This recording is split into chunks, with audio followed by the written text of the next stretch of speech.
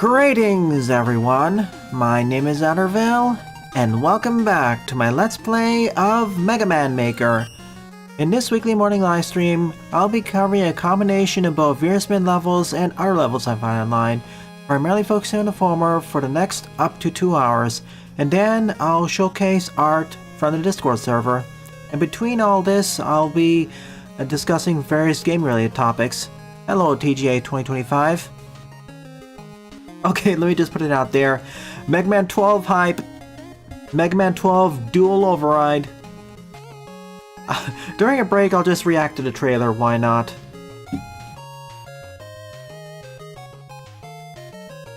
That tease at the start with the doors opening, I thought it was going to be an announcement for a different game or a new IP. Nope. That was amazing. And hey, I might as well discuss TGA 2025 overall as we go along. So we're going to stream Jedox, Sunflora, Raccoon, Jaden, J Butters, and all the other watchers who I've missed. Thanks for joining me again. We don't really have this many levels in the queue, so I'll be able to round robin multiple times. The moment I saw DLN-001, I flipped. Do a flip! Well, why not, Jaden? It broke the record in terms of nominations and ancestral victories.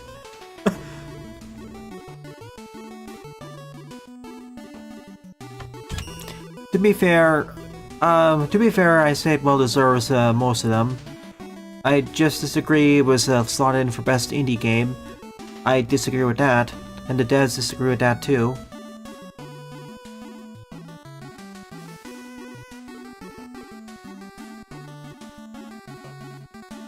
So first on the lineup is Garbage Dump Habit by Jedox74, 79 plays and a score of 30.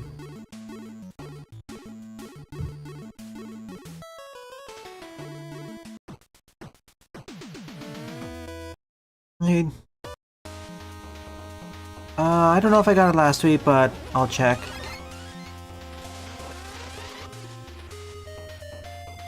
I'll re-add it. If I didn't, I'll re-add it. Overall, I'm happy with this year's Game Awards. Not as good as last year's, but still fun. And some of the reveals were pretty higher effort than others. Oh my gosh.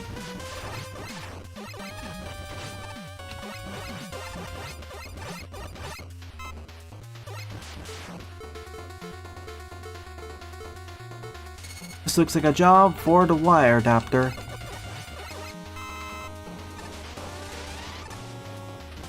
Oh yes, well thank you for showing the way, zombies.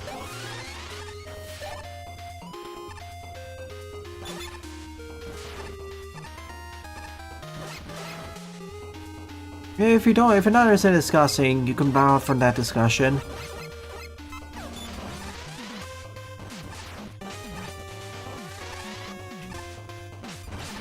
Okay.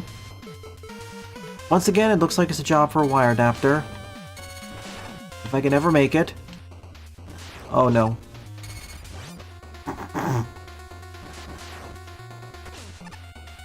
Oh. Pff.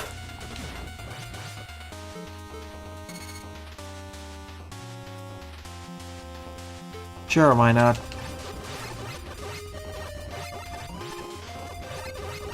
I'm wondering what the name is going to be based off, the subtitle is going to be about. I think the Dual Gear is coming back, Proto Man's definitely coming back. Are we going to be able to mix and match the abilities? As in use 2 special weapons at the same time? Or hybridizing 2 of them? And they did bring back the Raw Master Design Contest that... Last time I checked, they did in 8. I know it's going to be a vacuum arm, it's going to be limited to vacuum arms, but it's cool. There's still a lot of flexibility you can do with that overall skeleton design. Yeah, something like Kirby 64, I wonder. Like, the easy route would be just allow you to use the 2 special weapons at the same time, but the more advanced, interesting route would be The more advanced route would be, what if you can mix and match the abilities together so they have different effects?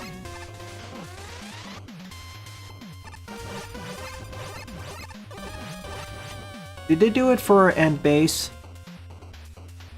They didn't do it for base 2, I think.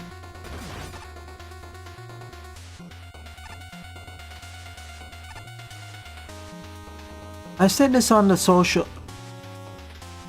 I said this on the Team Almanac server, which has gone public, and I'll say it again. I'm mostly happy with all the winners and nominations. With just how many games are released on a day-to-day basis, with just how many awesome and influential games are released... Okay. With just how many influential, just straight-up awesome games released on a yearly basis, it's very difficult to just select an overall winner, let alone just pick 5 or 6 nominees. So I don't feel bad if one of my picks don't win.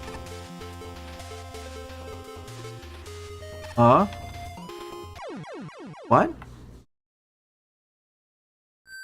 I'm just happy if they at least get nominated. Or mentioned.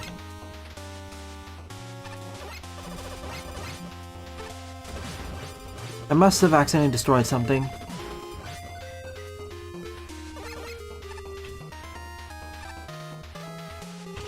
Okay, so base was the last one in the classic.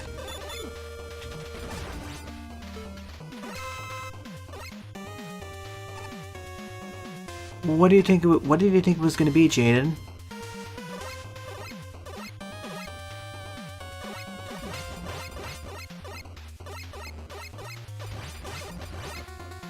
Like every game in that category was a stiff competition, so. I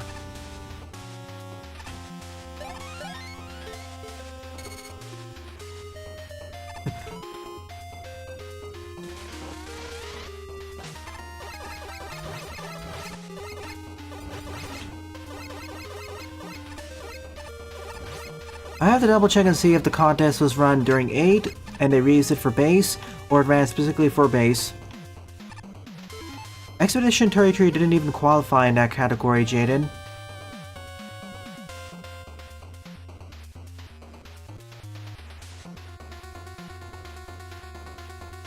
Like, let's see, I have the list up right now. The competitors were Battlefield 6, Doom the Dark Age... Wait. Okay, wait. Silk Song didn't win Best Action Game, Jaden. That's Hades 2. Silk Song won Best Action Adventure Game.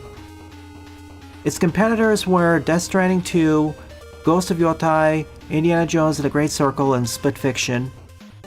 Yeah, it was stiff competition, but I'm happy Skong won that.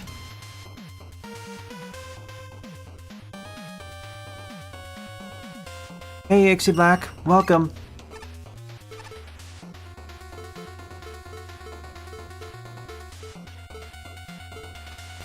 Am I missing something?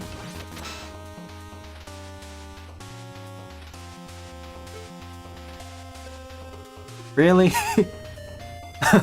I know it's subjective, but all of them I say are solid contenders.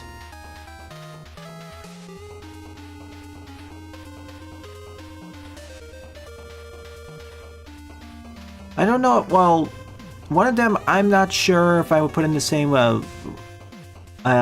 echelons as the others, but I'd still say they're very solid picks. Also, what's happening here? Am I missing something?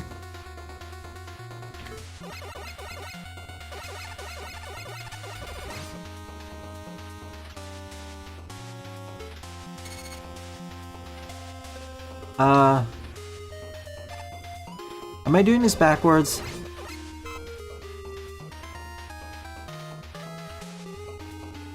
It can't be because the conveyors were the other way. Spinning things are conveyor belts.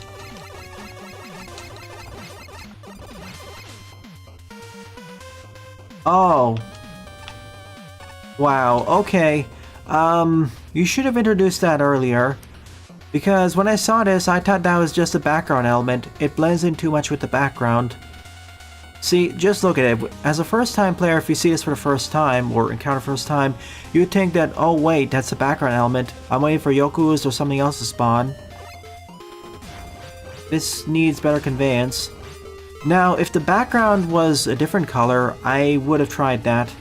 It just looks too similar to, for example, the cyan background element.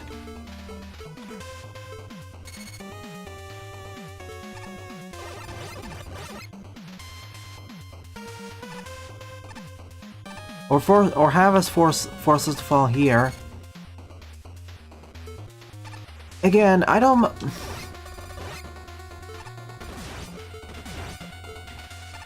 Again, I don't mind the selection. Again, I don't mind that Skong won. As a matter of fact, I wanted Skong to win that category, but I would firmly disagree with saying that the top 5 was a bad pick. But again, subjective. After all, at a certain point, these award shows are... At a certain point, these award shows are basically just done for advertising and hype moments. That's fair.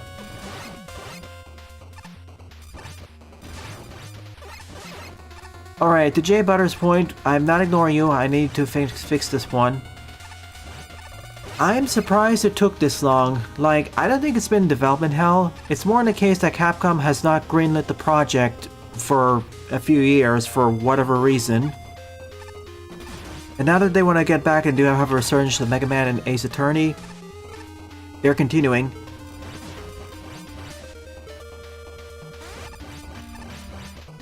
And even then...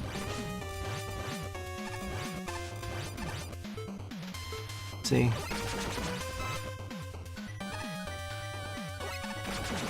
And that's why, for instance, it's coming out in 2 years instead of next year. Like, if it was actually in development for some time, we would have had the game released by next year. Or heck, it would be ready for Christmas this year.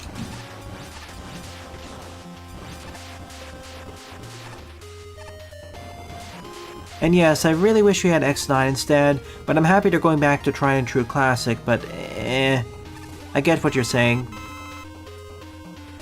Throw me some health. Thank you. Like, Classic is the most recognizable format in Tried and True, and has the less baggage attached to it.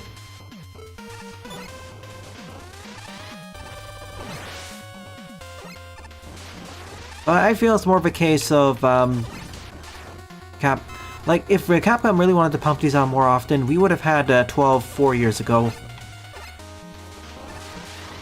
Or ready next year, so yeah,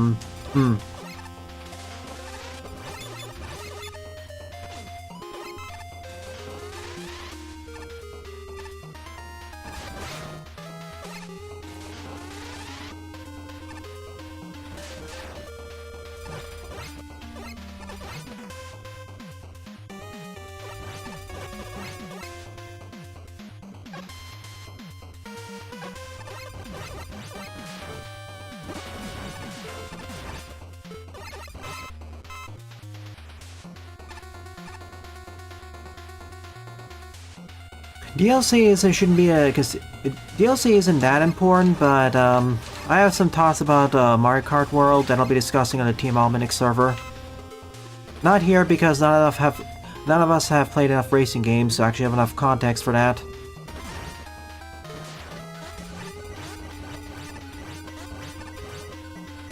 Damage boosting is a friend.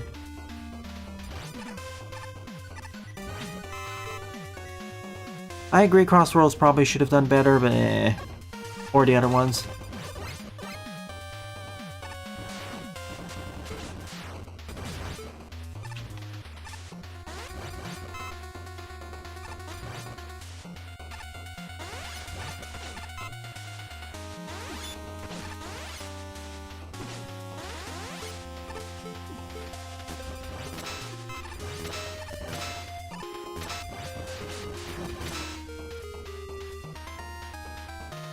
Yeah, it did catch me off guard as well. At first I thought it was something else.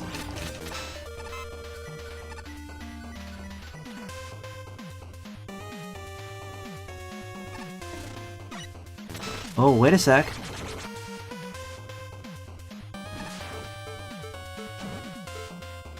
Alright, let's see what's here.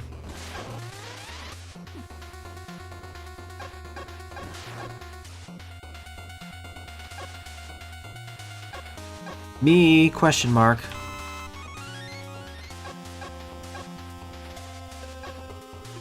Yeah, I don't think the game's in development for 7 years. It only got greenlit probably last year or something. It shouldn't take that long to make a Mega Man Classic game, especially with the time and budget that Capcom has. This is not a fan game.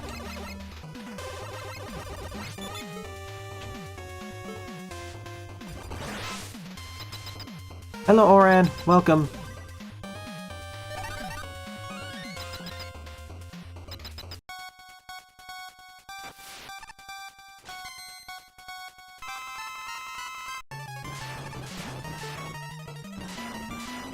Oh. Come back down, Jewel Man.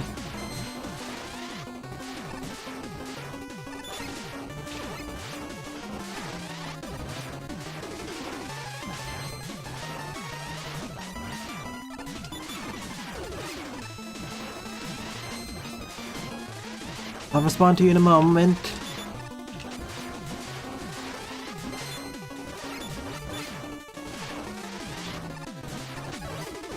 Key get. Who's next? Okay, Burst Man. Oh, poor Burst Man.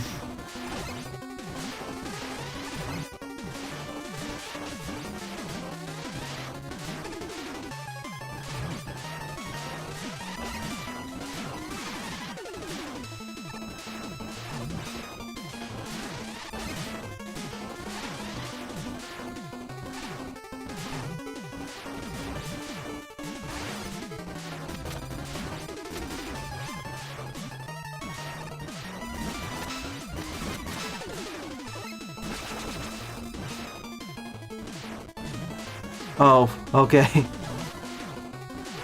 Who's next? Snakey.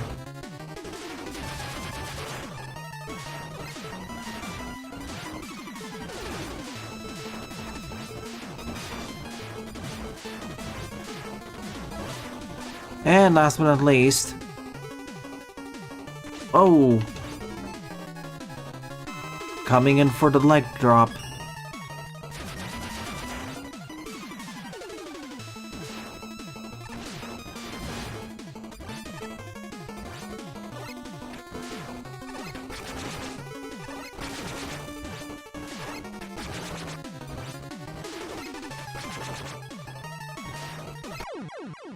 GG. Turn back on the lights. Ooh, suggesting your 6th level pack. Okay, I'll stash it away for, I'll put it on the list for level packs to be covered. Let's see, where is it? There.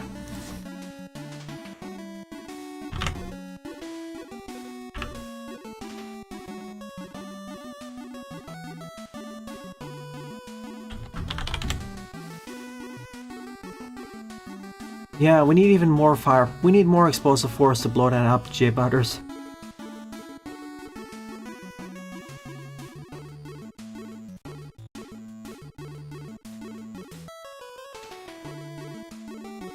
Hello up there, Horde. Hi up there, Horde. Welcome back to the stream. I think the rocking animation for Rock in 11 it was stiff. I don't know if it's terrible, but it was definitely off. I'm glad they're improving it. Like, I appreciate Mega Man 11, but one of the things I found was one of the weaker points was that the animation for Mega Man himself looked in the model was a bit eh.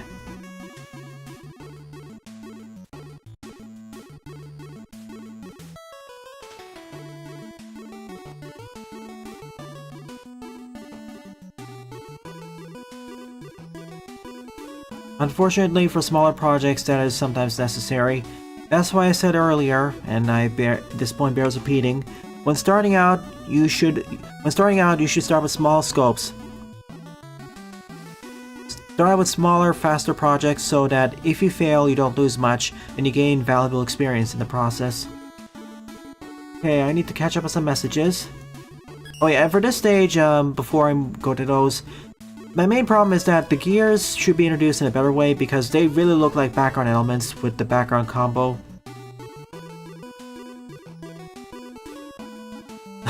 As I made my point clear earlier, J Butters, the main point I like to watch the Game Awards for is more the nominees and, well, okay, the nominees, the trailers, and all the funny things that happened during the show itself. Like, bringing back the Muppets was cool.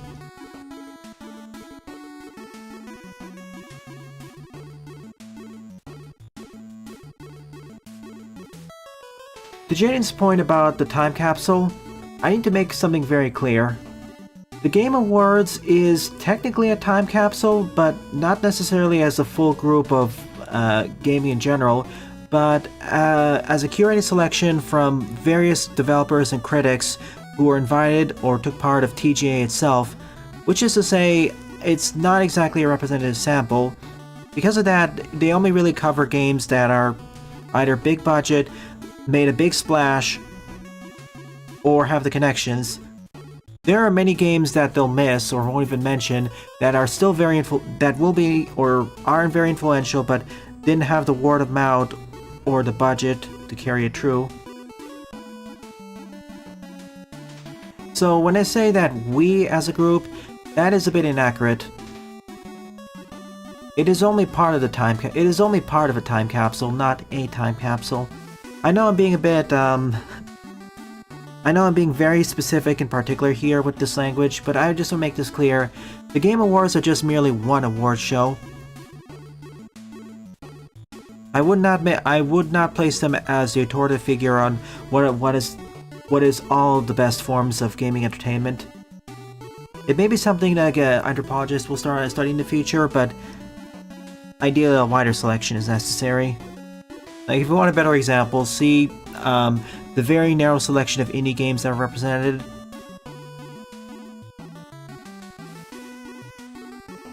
Thank you for sending that, Oran. I didn't realize it at first during the composition Mega Man's team. I think they deliberately masked it.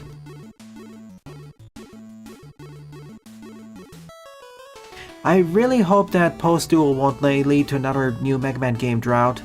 Capcom would be foolish again to do it, but Capcom's done multiple foolish things already, so I wouldn't be surprised. You may end up switching After Image to Baldur's Gate 1. I'm curious, why?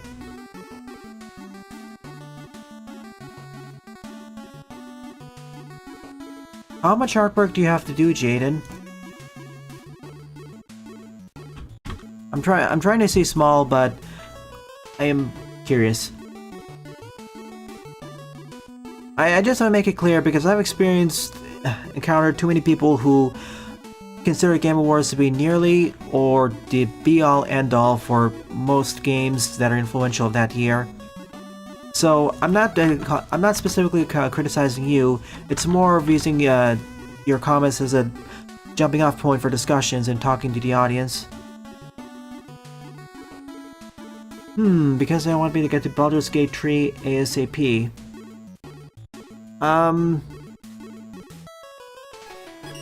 Okay.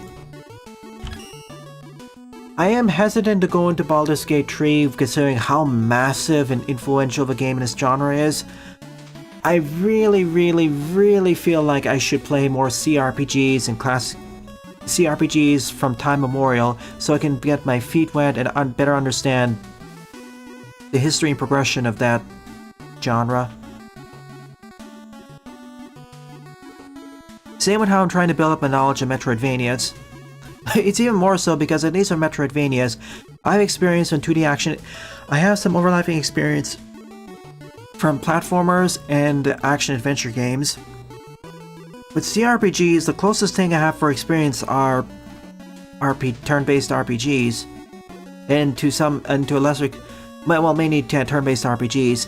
I was gonna say action RPGs, but that's a little bit, stretching out.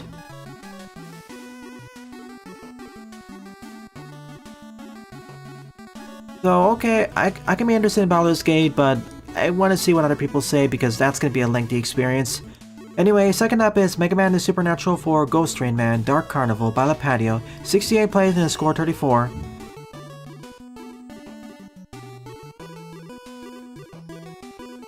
Have you played Baldur's Gate 3 yet, Jaden?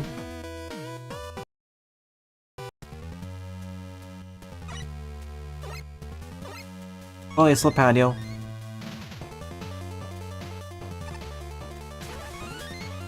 Alright, hang on a sec. I forgot to check the numbers.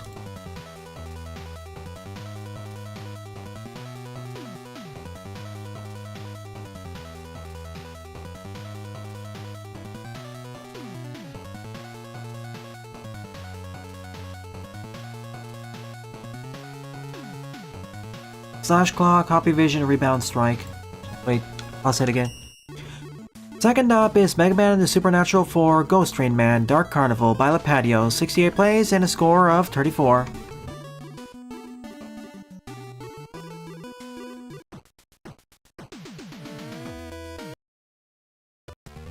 I left off with Slash Claw, Copy Vision, and Rebound Striker.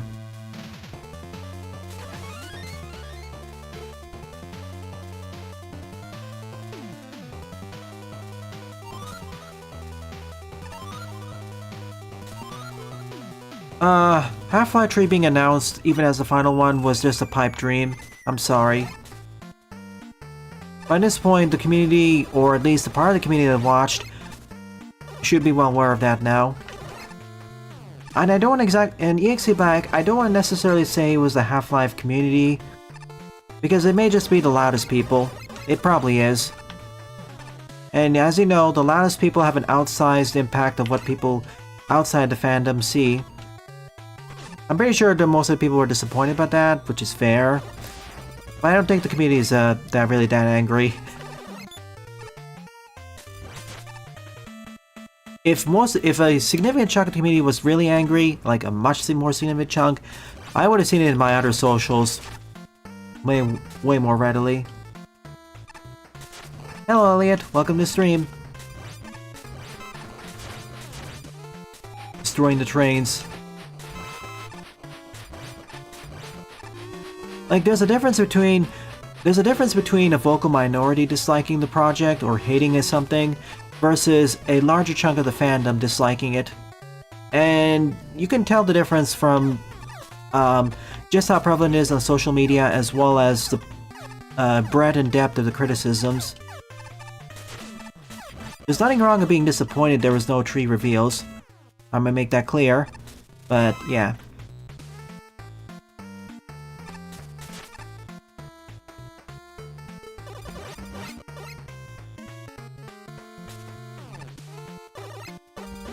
Kingdom Hearts is at least getting more games.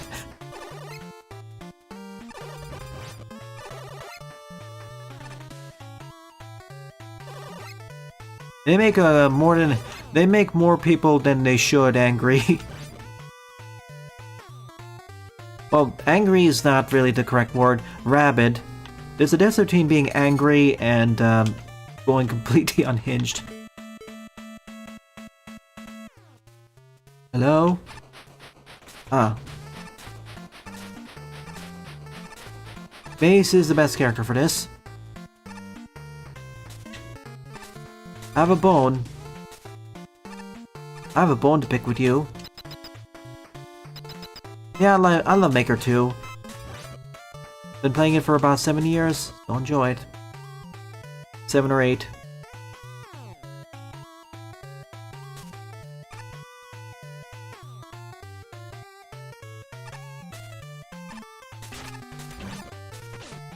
Yee, double jump saves me yet again.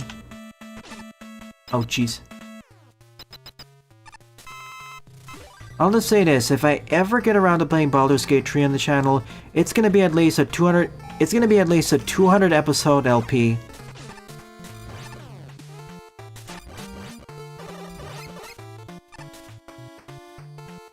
Mark my words.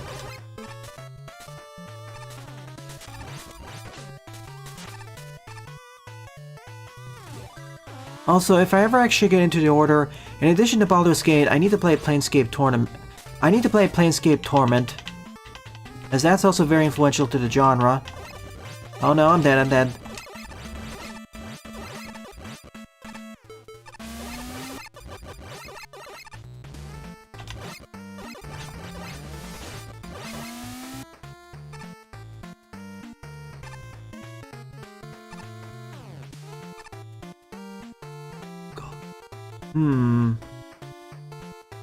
What could be there?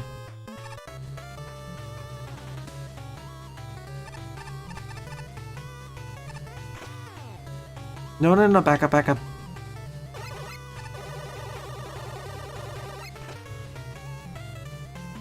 Oh, that's nice. It's kind of rare seeing new players to Mega Man Maker in this day and age.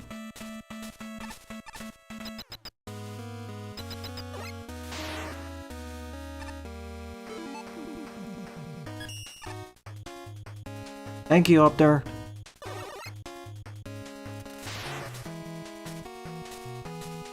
The horse is here.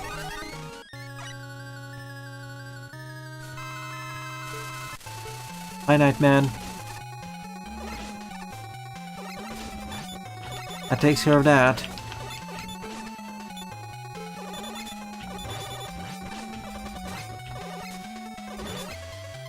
Oh no. It's cutting off my ability to jump over him.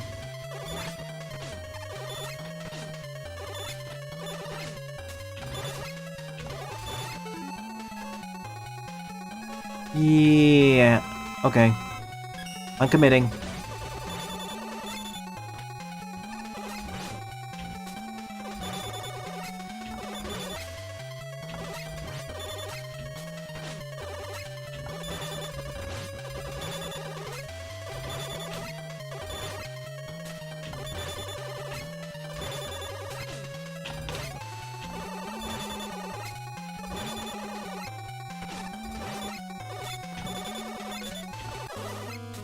Let me out of here.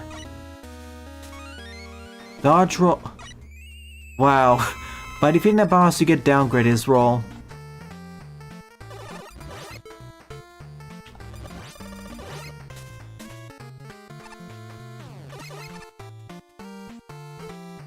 If it ever comes into Mega Man Maker. We don't even have most of the content from Mega Man 11.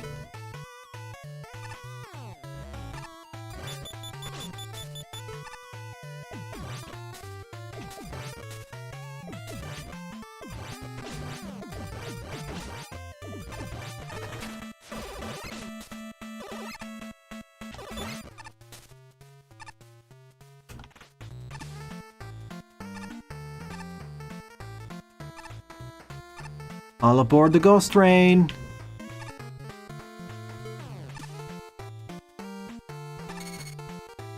Okay, if I was not playing as based here, I'd be dead. And I'm dead anyways.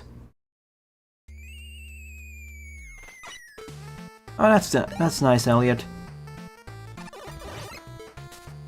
Oh, let me guess, damage boost.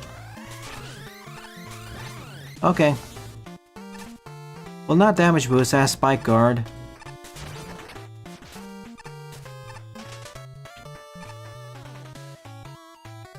They didn't give me one at the start of the section.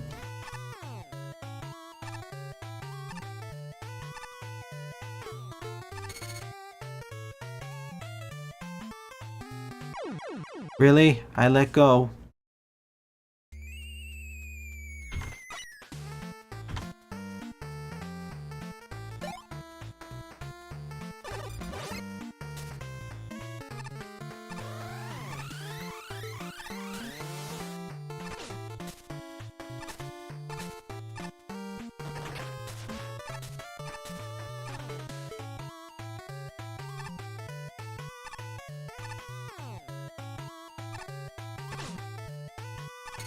That's nice.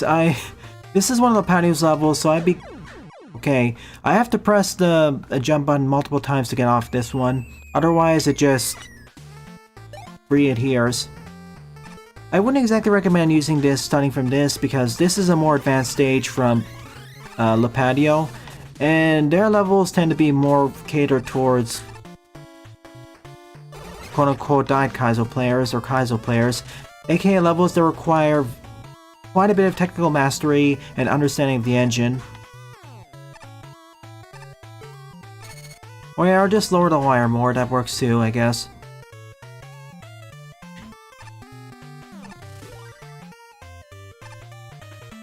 But yeah, some advice would be that.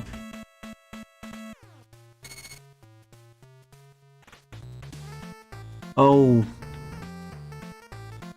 Well, if this was Lake Game Lepadio, there'd be at least 20 enemies here.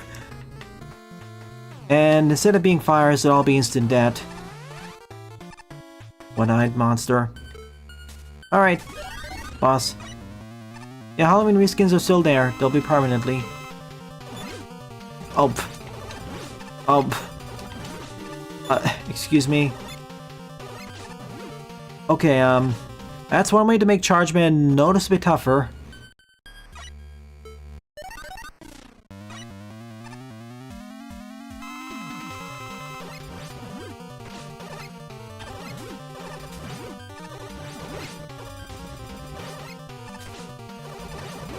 Oh gosh.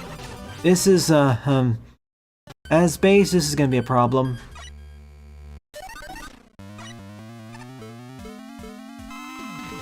Yeah, I do wonder what happened to Oscar.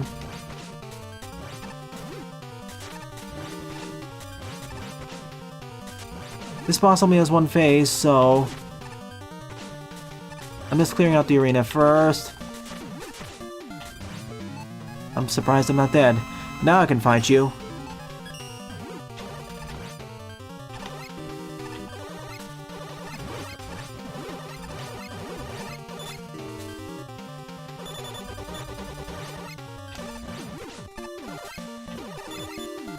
It's that spring in the middle which is causing the most problem. Seems like the safest point is to always stand below here, because he can never reach me.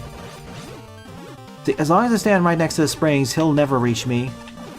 Well, I have to stand on the opposite side of the springs versus where he is on the platform, but you get my point. That's why there's that spiky platform down there.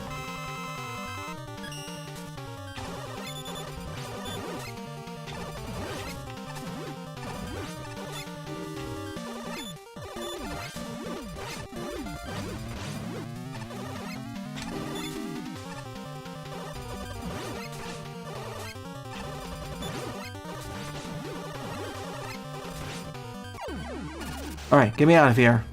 I could have done this better, but I would have preferred playing as a different character. The good thing about base is I can still fire straight from down. Oh no! I didn't realize the spikes were there. Scratch, scratch, scratch, scratch, scratch. I understand what you mean, Elliot.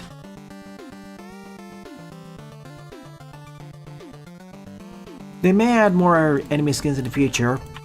It is nice having these Halloween skins because it allows players to have more visual flair that may fit the stages without changing the underlying enemy behavior. So in effect, it looks like different enemies, but in reality, it's the same enemy type, which is fine. Often, if it ain't broke, don't fix it. Sometimes you don't actually need to change the enemy eyes, only how they look.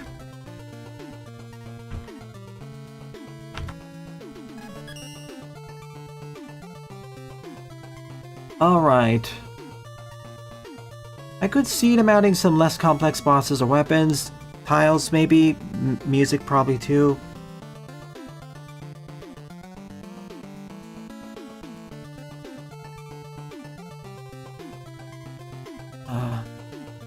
Let me read what Jay Butter said.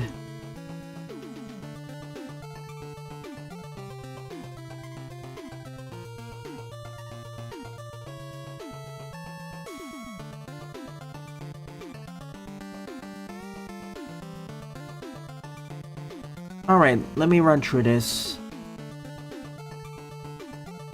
And I'll repeat it block by block. My belief is well, not my belief. Part of the reason why people can be incredibly toxic during the Game Awards or Sim Awards shows is that they get way too attached to their favorite media. Or, in the case of haters, the opposite. When I say haters, I mean the overly obsessed haters. Not the regular garden variety. I want to say toxic instead of parasocial because toxic is a broader category that better fits this.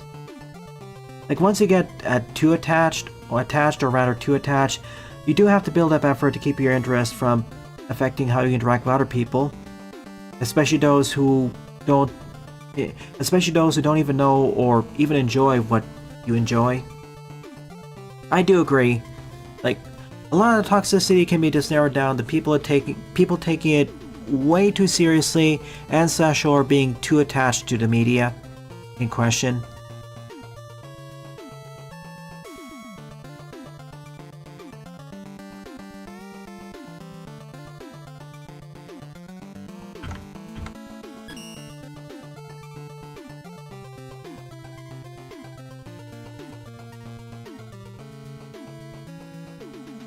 That's why I have to be careful. That's why I keep pointing out vocal minorities, so I don't just have the actions of very small number of people stain the reputation or actions of a very large fandom. Or of a larger fandom. There will always be crazy fans and crazy haters.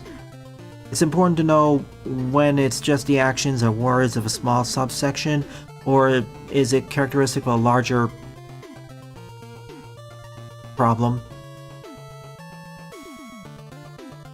But anyways, that's my next TED Talk. Number 3 up is Forked Paths of Wanan by O'Brad, 43 plays and a score of 9.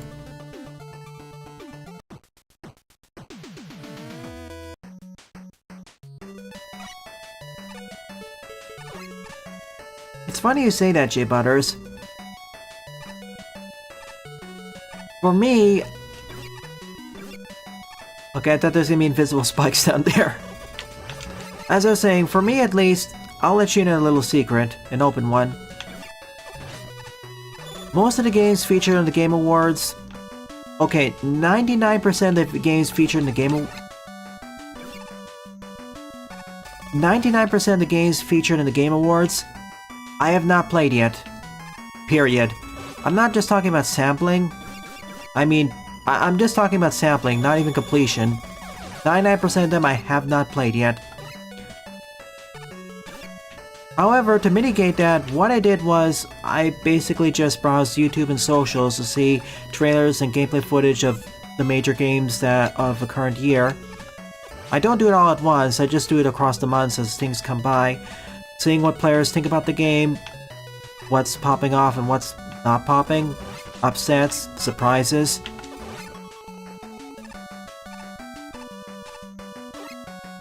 So through that way, even though I never actually sampled or played those games, I at least have a rough idea what they are, as well as what the common discussion points or discourse or how famous they are.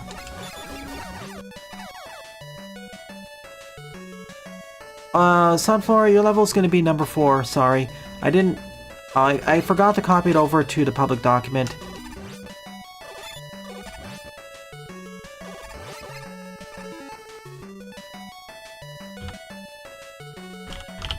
Let me just do it now.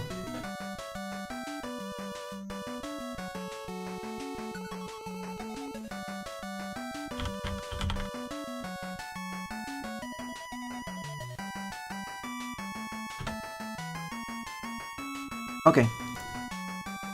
Copy to the full document. Yeah, more skins would add more thematic flexibility to enemies.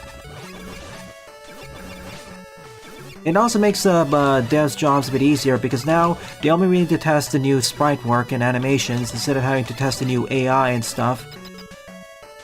Enemy AI, how it's balanced, etc, etc.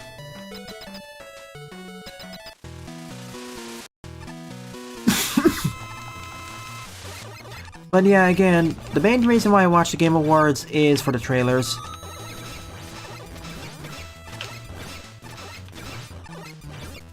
That's why I suggest if you're not interested in the interstitial... And sometimes there are funny things that can happen. That's why I said if you're not interested in the side events or the actual awards for the Game Awards, just watch the trailers and post. And that was shorter than I expected, but it was neat. Let me see if it had any alternate routes.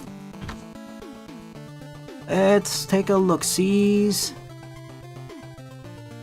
And no. Just a regular stage focused on when ends.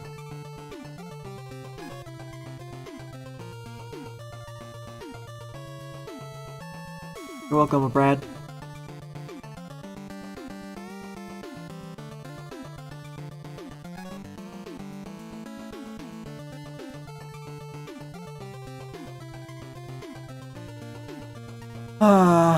So I often feel the same way, Jay Butters, especially with genres I don't have enough experience in. Like, sure, I mostly play platformers, Metroidvanias, and action roguelites. That's light. But for other genres like RPGs, racing games, various other competitive FPSs or FPSs in general, or shooters, I end up having to default to more basic, water cooler, high-level discussions. Assuming I'm not actually playing the game. Like, very top-level discussions instead of going into the weeds, directly into the glaciers. Now, if I'm actually playing the game, I can discuss... Now, if I can actually play those games in question that are in those genres I'm less experienced with, I can talk more about my current feelings and thoughts about the design, and whether I'm having fun or not, discussing the story, etc, etc. But from an overhead view, from not playing the game, I know what you feel. At a certain point, yeah, the talking points then become very basic and can easily be shuffled around dozens or hundreds of games. Thank you, Oran.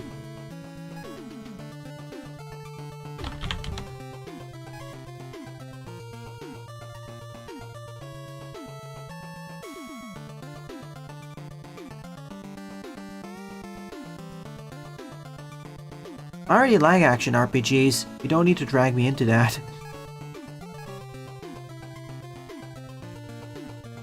But action RPG kind of refers to two separate but related subgenres.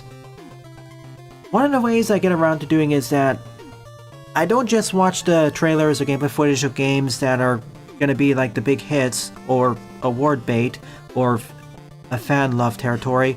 I also watch dozens, if not hundreds, of snippets of games that don't make the cut, and that allows me to get at least some more leverage or understanding of the current trend or current trends in the industry and what may or may not be successful.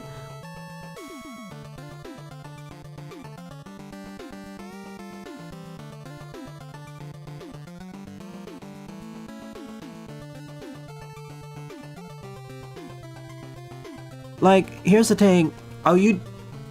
See, when you're saying you're trying to drag me to something, it's not action RPGs. It's more like character action / 3D spectacle fighters.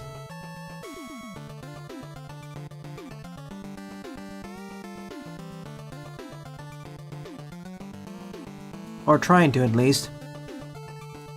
Otherwise, I would not have covered or sampled Homura Hime. For what it's worth, this was a okay or decent stage focused on that. When I say 3D hack and slash games, I'm also referring to spectacle fighters, or quote unquote character action games.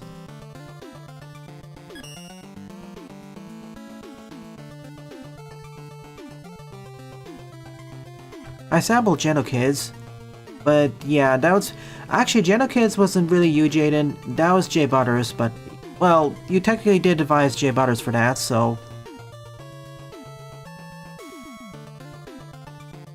The funny thing is, I have not even scratched the surface we haven't even scratched the surface for how much Jay Butters can discuss Kingdom Hearts, but the problem is, they're probably quite a bit deep into the weeds that, as someone who hasn't really played the series, a lot of it's just going to go straight over my head without quite a bit of explanation. The more I play games in various genres, the more I realize I have more things to learn about them. The more I played, the more I realized how much I don't know. And to me, some of that sound feels a little bit in the weeds from a relative perspective of an outsider. And that goes to show how we had, because of our different levels of experience, what feels deep in the weeds to you is very deep for me. Okay, forward up is Rocket Wall 2 Database Maze by Sunflower Azumarill. 9 plays in the score 3. My apologies for the stream mainly being shuffling between this and gaming discussions. But yeah, I'll look into Baldur's Gate, but we'll see. Still, it's open. I haven't even finished the Midnight Sun yet. I did get to the halfway point. Plus, I haven't even covered Jay Butters and I think Sylveon's suggestions yet. The problem is, I'm not sure if I'll be able to cover Sylveon because I couldn't exactly find the copy of that game.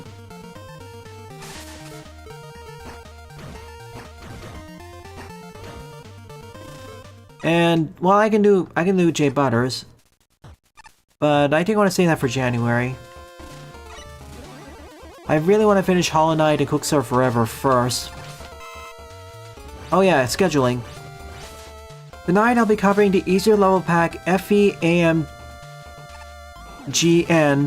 for Maker.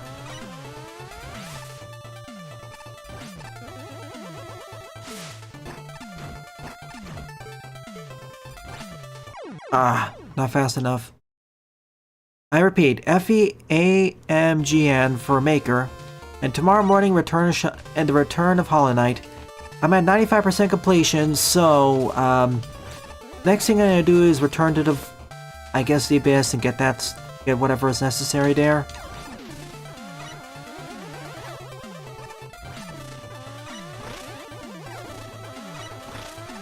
And maybe get some other side quests done. Oh, hi, Robin Jack. It's been a while. Welcome to the stream.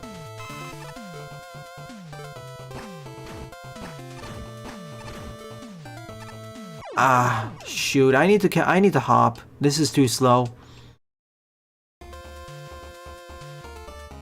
I can't believe the hardest challenge so far is just the falling brick. That's embarrassing.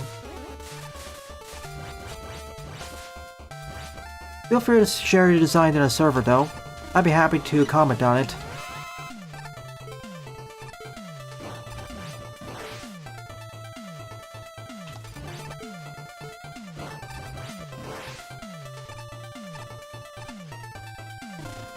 There's actually a visual timer on the blocks itself.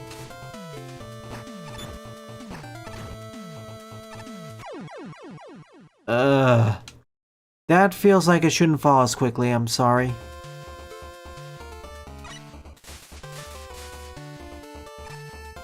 Top 5 Robin Jack sightings.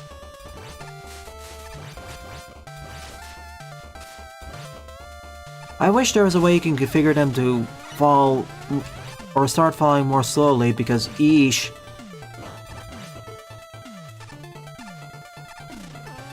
Best way to stand on them is to keep jumping rapidly, otherwise you are gonna fall.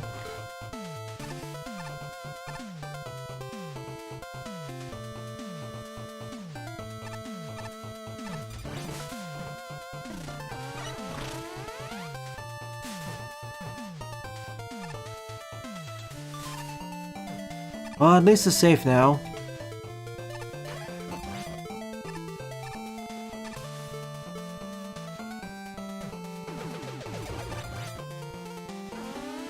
Rated E for everyone. Wow, one of the very few spots where that's actually useful. Oh well. I don't think this protects me.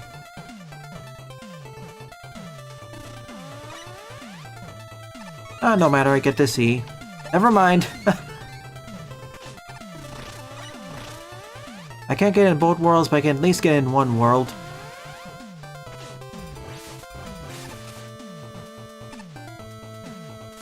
Yeah, college is more important.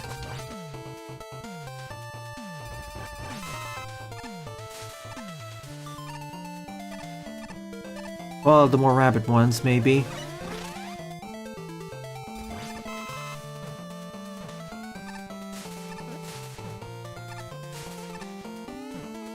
Like, you only stand on those, feels like, for 10 or 15 frames. Oops. To be fair, I can actually damage boost that.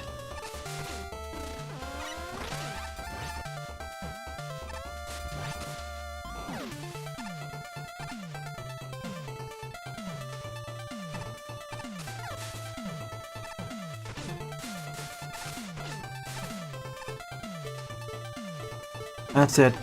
Bubble.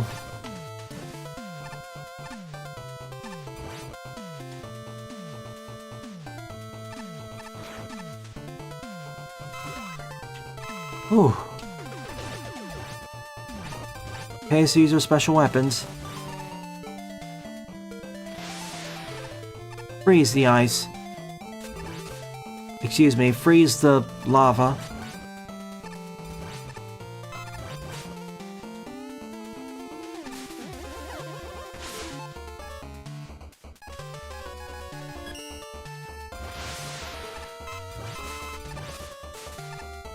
This poor chat is being eaten by college.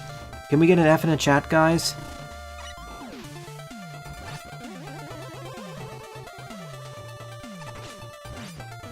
Oh yeah, J8-Bit Forger did make a game, I think. I'm really happy to cover that too. I mean, might as well. I'll DM them about that. Yeah, I'm going down here. You may recognize J8-Bit Forger as being the creator of Boss Exchange and Permafrost. No, not Permafrost. RAM.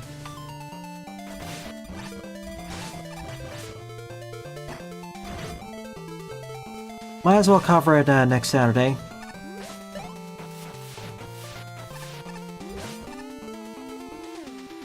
Tango Marine.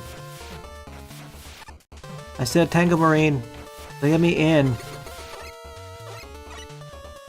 Oh, that prioritizes, okay. Thanks, Eddie.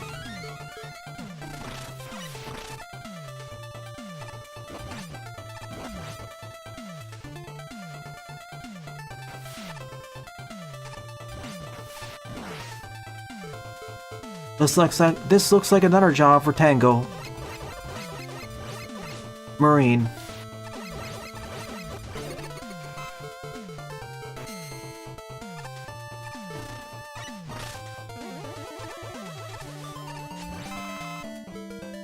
Now I have a choice between two. I don't think it matters for this one.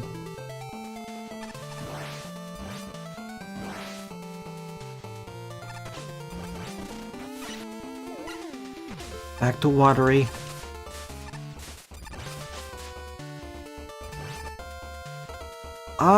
I think they would like unorthodox takes. But you never know until you submit.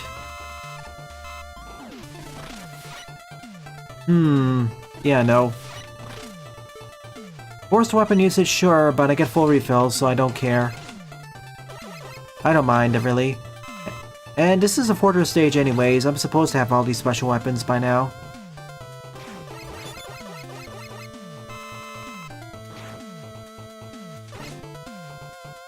If this is one of the patio stages, there would be at least 3 times the number of spikes.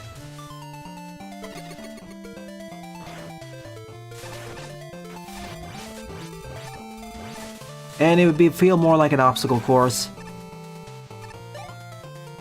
Hidden ladder. I know I keep making jokes about the patio, but they're some of the most... Their levels that I cover on these streams tend to be some of the more difficult ones.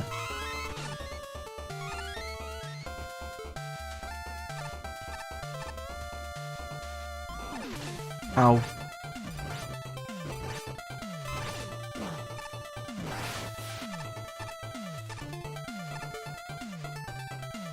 Oh boy.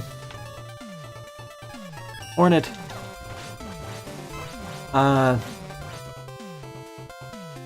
That's bad. I don't want that.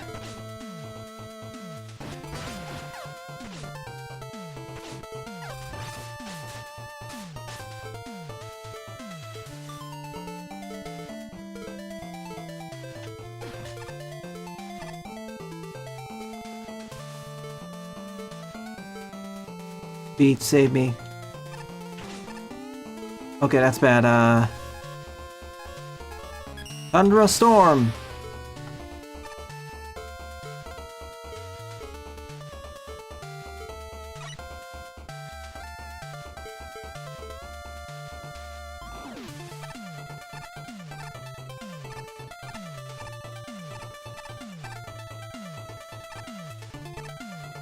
He's being really cautious here, just in case it decided to be a lot of funny.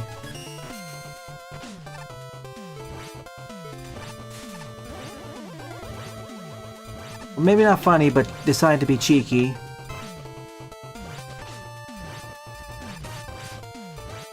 I have D tanks, I can take it. Yeah, I don't know if I'll survive that, so go!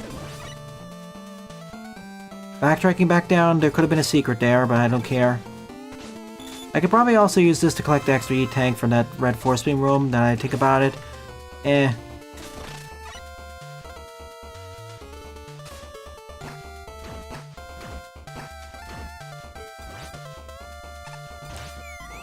Thank you, Beat.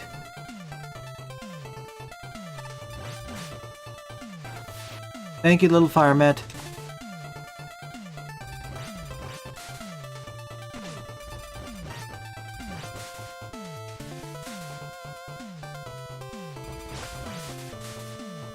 Oh no. Oh, there goes my 2 spike guards.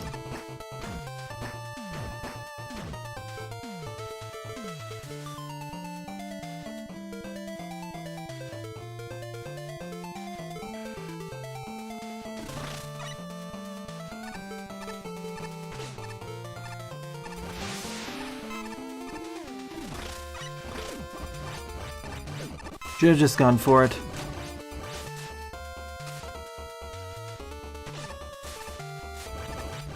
I also appreciate there's these trap teleporters where if you take them, well, you'll either die or be stuck in a harder challenge.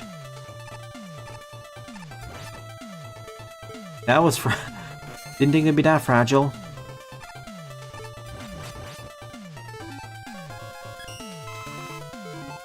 The actual teleporters you want to take are colored in. The gray ones are the bad ones. Yeah, see? I would have got teleported I would have got killed by being teleported inside of the object.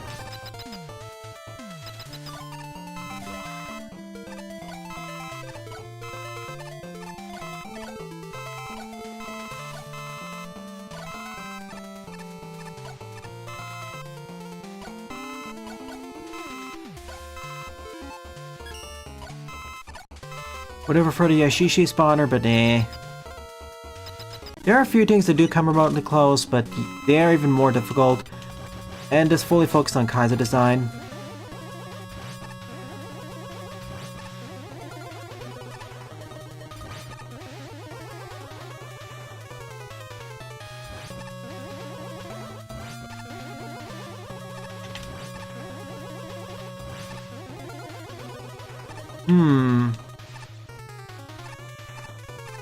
Okay,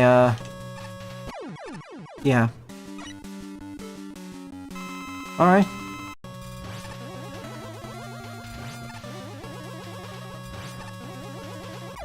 Squish. Oops.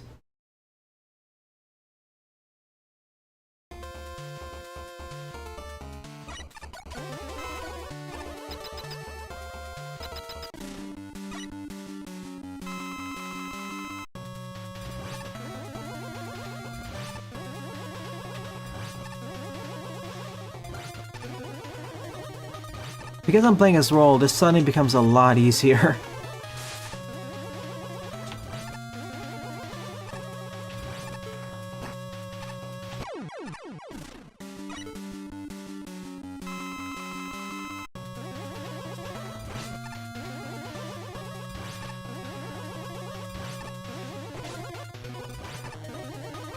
Oh.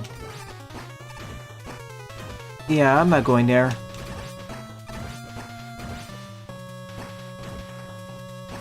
Time it.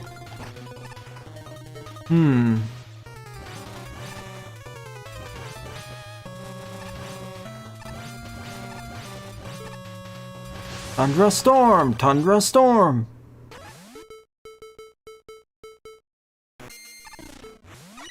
Okay, that was a fun boss fight, although it was, compared to what was coming up to it, leading into it, it was certainly easier.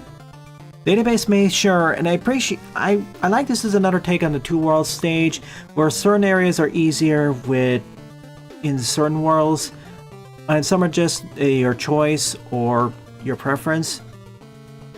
But others is like, it's an obvious which one you need to take. And there are some extraneous teleporters which are there to just force you into either an early demise or to a harder variation. So that's neat. Currently, this is my favorite level of the episode, although this week's levels have been especially compared to last week's, are kind of bleh. Sorry. This is the first full-on decent one. Yeah, in this case, J-Butters, the way it's done is basically having two variants of the level itself. What do you mean, Robin Jack? What's happening?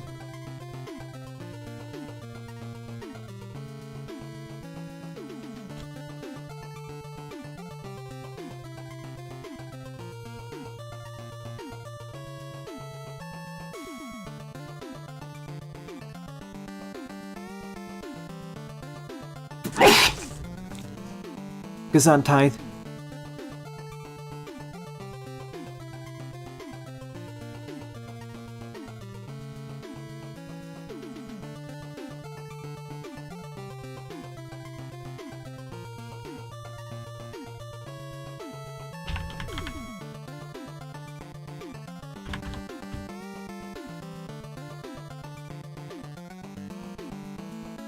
Oh, that always happens. There is always someone from that particular side who keeps sending things here.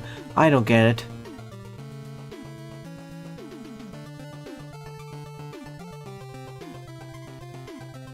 Yeah, sorry, forgot to mute.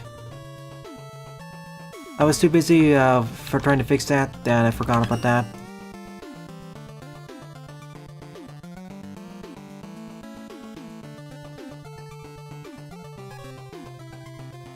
Alright, fifth up is Quest 3 Remaster Level 1 Spring Paradise by Obderhode. 14 plays and a score of 10. I apologize for mispronouncing your name.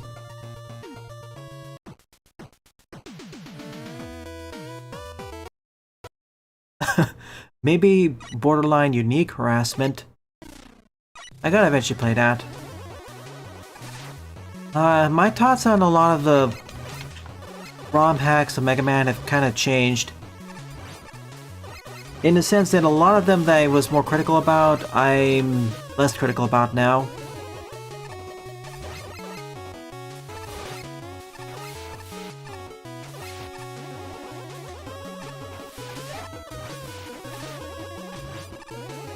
So, that's all my discussion about the Game Awards, I guess, and adjacent. Now we're just approaching the end of the year and Christmas sales, of course. This is not really a full promise, but more of an end-year goal for this channel, but I'm gonna try beating Hollow Knight again before the end of the year, as in get the good ending. I don't know if I'll get 112% completion, I probably won't because of God Home, but at the very least, I do want to get the best, at least the ending that is considered to be one of the best ones outside of DLC. I will do Grim Troop, though.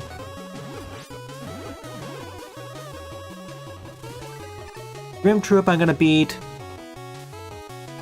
God Home is its own thing. For the other stuff, I'll think about it. At the very least, 100% completion.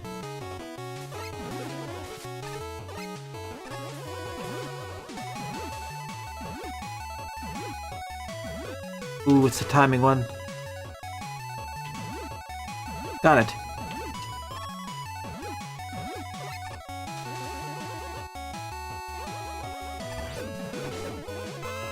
Well, it's also there for the brutal challenge.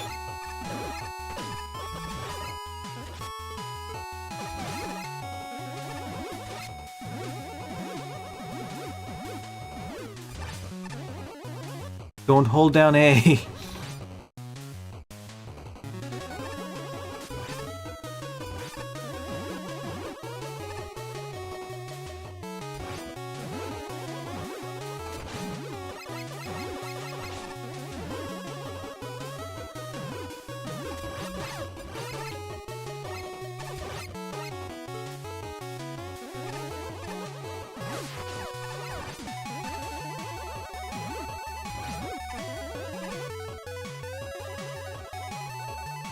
I don't know if I will be able to. I may find the game easier than stuff like Noctis, but God Home, oh gosh. I don't know if I'll be able to perfect run the bosses. When I say perfect run, I mean no damage.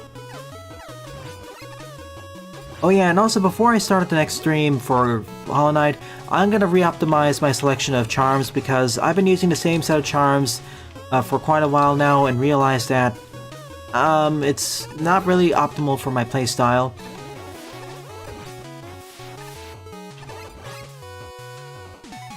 Or rather, it's not optimal, period.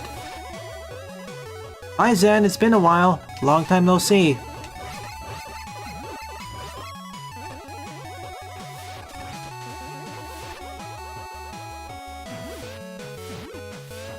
Oh no. Ow. Bigger room, but it's a neat setup.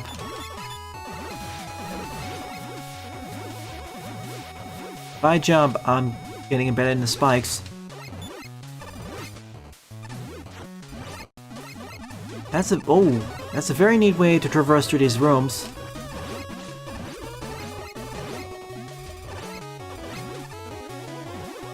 Oh gosh. Yeah, don't land on those. Before we're trying to time it so we didn't land on top, that we did land on them. Now it's the opposite. Teaching us that we can bounce off these balls. This stage is developing its mechanics, even if it's a little bit messy with some of the aesthetics or level design blocks. It is iterating on its mechanics in a fascinating way.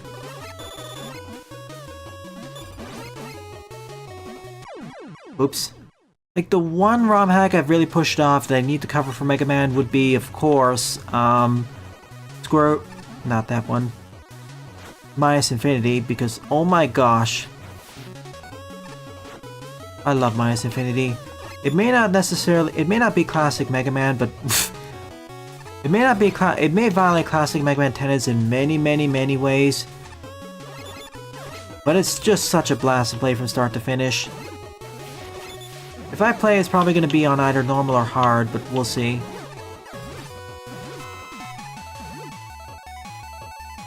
Oh yeah, and also the newer hacks by Pure Sabe. I need to do more of them.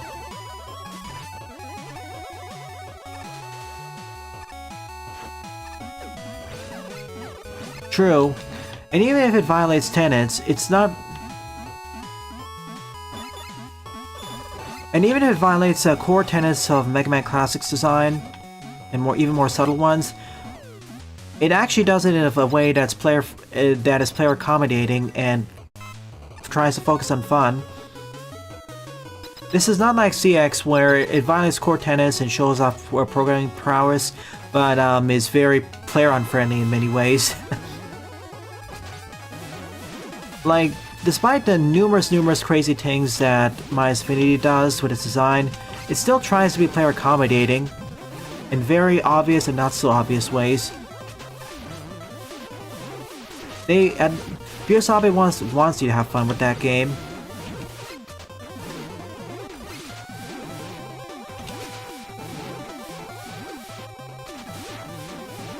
Thank you for including some of the main mechanics of the stage in the boss arena. It's a treat. Both the moving springs and the regular ones. And I got the wild coil. I really appreciate that more and more of these quote-unquote level pack stages have these arenas so you can test out your new special weapons. It's one of the good features of Mega Man 11 that players have learned from. Designers have, I mean.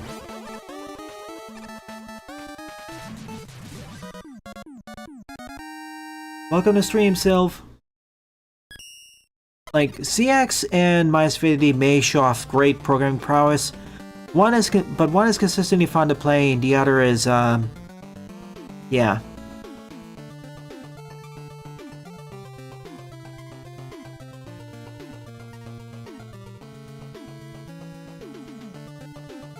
See you next week, Zen.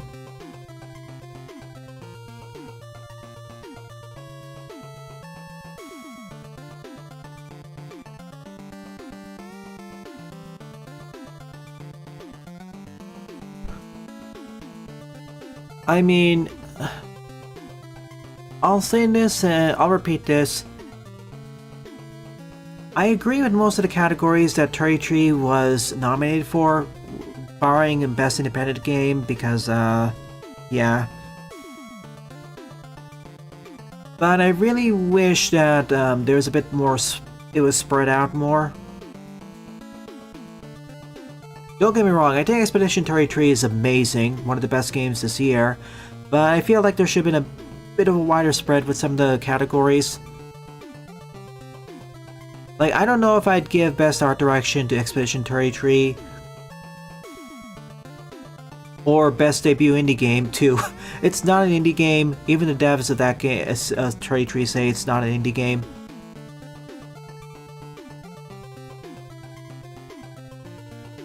Like, I'd probably give it 5 awards, but eh.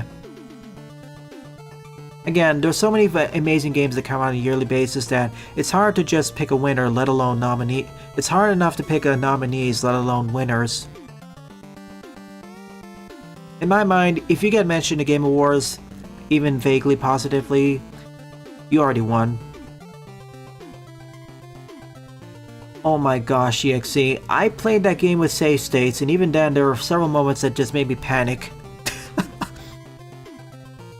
I can only imagine how scary it is if you just play without it. Sheesh. That final boss was amazing though.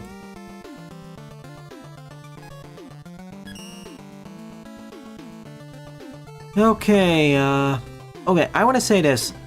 Going into this, I thought this level was not going to be that interesting up there, but despite some clunkiness or unpolishness with some of the design elements, overall you fit the core tenets of a classic design, and somewhat uses the bouncy gimmicks in interesting ways. Many stages just focus on the stationary springs, but you decide to go in a little bit of a more non-traditional route by having the next central gimmick being the cart springs, or springs on top of the carts, and then later in the second half or final turn of the stage, you included the bouncy balls. You didn't go too hard with them because they can be rather finicky, but you didn't have that as well as a neat climax, and the boss arena does include that, so this is my honorable mention in the episode. Good job. Did I... Oh, it was supposed to be upvoted. Okay, it's done.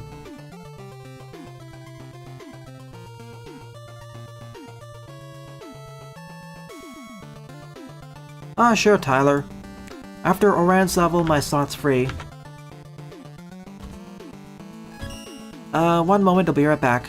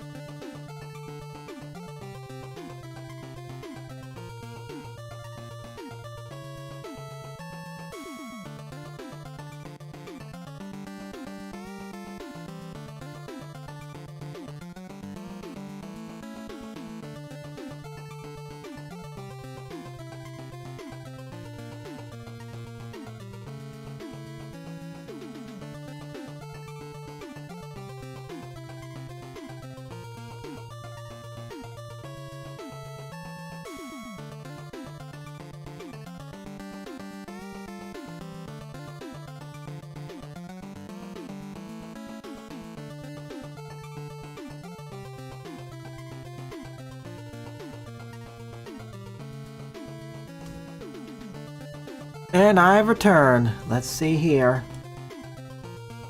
Thank you, Tyler. Not straight up bangers, but two notable levels that stood out from the rest. Rocketfall 2 Database Maze by Sunflora, and Obderhode Stage Quest Remaster Level 1.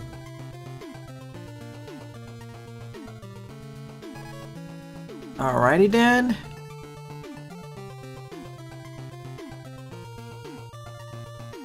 Next up is Mega Man Advance 5 Level 5 Training Facility by Orange Mio, or Orange Mio. 19 plays, score of 13. Let's do this. Probably reaching the tail end of the stream. Or publicize it. Oh yeah, for those to repeat the scheduling, as it's kind of important. Okay. To repeat the toss in the scheduling, tonight will be the level pack FEAMGN by Space 2. It's going to be a bit of a more beginner focused one.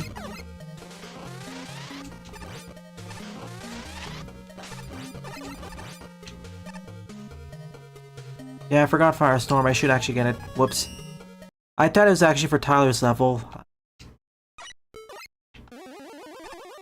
You know... Okay, I'll do hard mode. Proto Man. Firestorm! For real.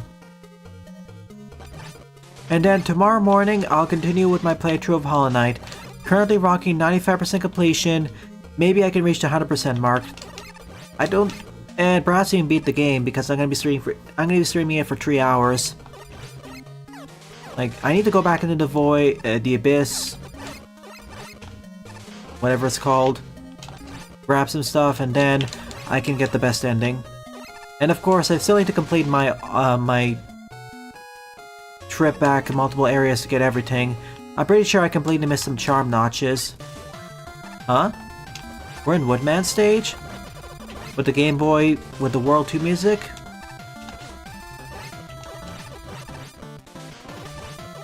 Yeah, it's not that hard.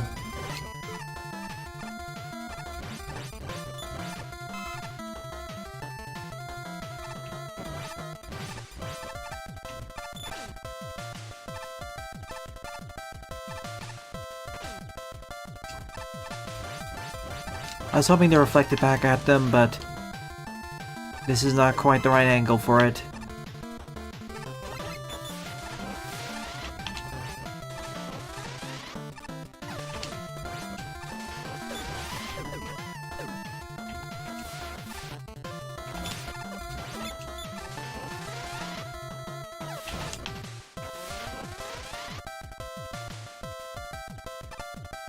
Although there are spines which never existed in the OG like that.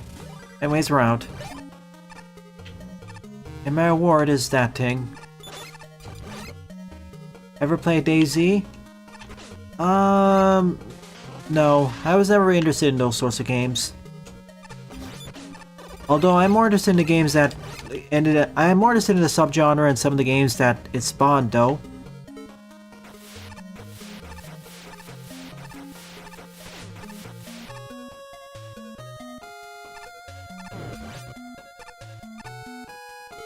Yep, it started out as an Arma mod.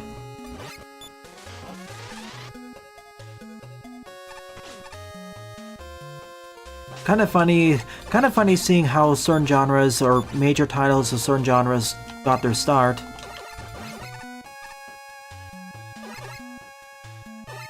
This is like Nightman, isn't it? Or maybe they're overtaking this. Oh, thank you. That means I took less damage than if I actually hit the spine.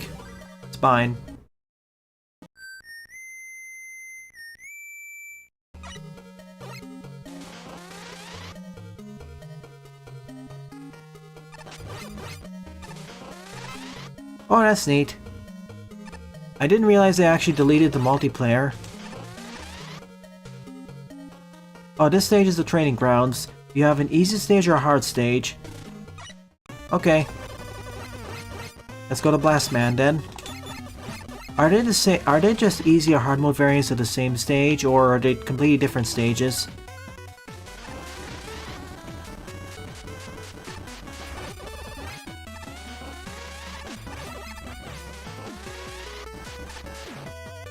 No. Fell for it.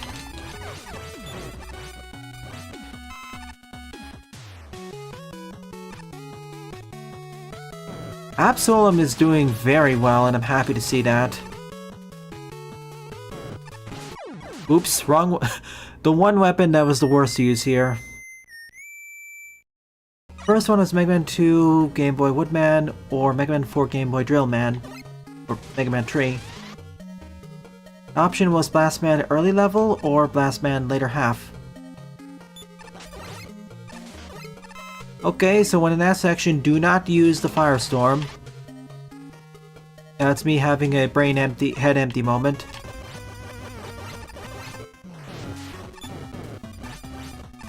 These are fire sensitive after all. Like that, don't do that.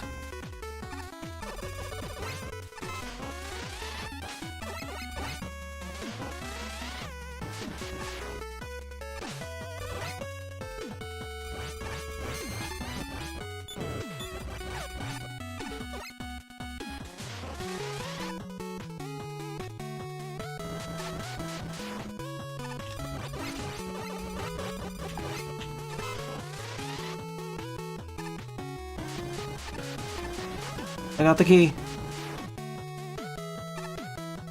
Oh no!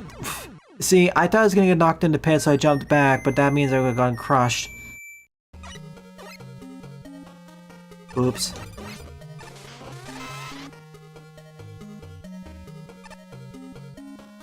Maybe not cousin, but contemporary. I don't know if I don't think the dev teams were the same for that, Jaden. But correct me if I'm wrong. Like, Cosmic Invasion status worked on the TMNT beat 'em up, whereas Absolem status worked on Streets of Rage 4. But they are certainly contemporaries.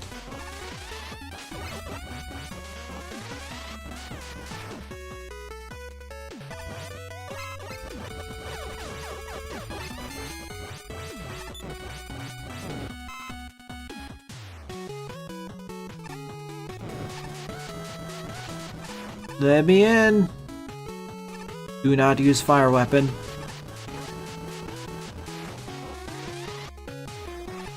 Okay, wait. Now we're good. That actually makes my life easier if I just waited.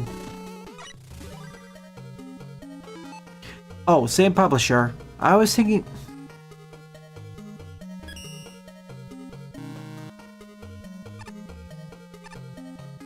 I get an M-Tank for my troubles. Same publisher, that's why I said cousins. I didn't know that. They're both .temu?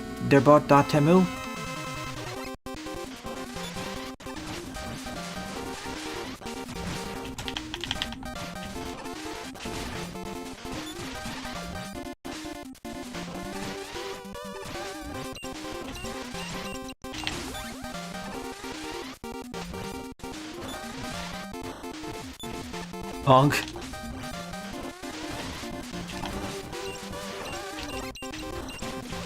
GG.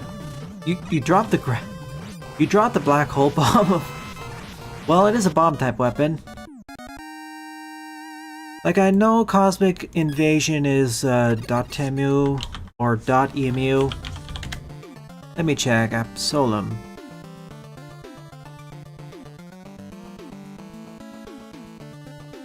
Absolem is, yeah, that's also. Gotcha. When I was thinking about cousins versus contemporaries, I was thinking in the realm of developers. I've neglected to think about the publishers, so yeah, you have a point there.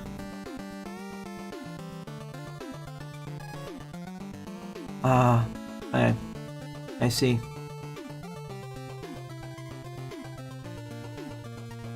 Yeah, usually when I think about game development and histories, I think more about the developers and their histories versus thinking about the publishers. That's why I neglected to think about .emu and how they funded things. And, well, not just funded, but also support development in more direct ways.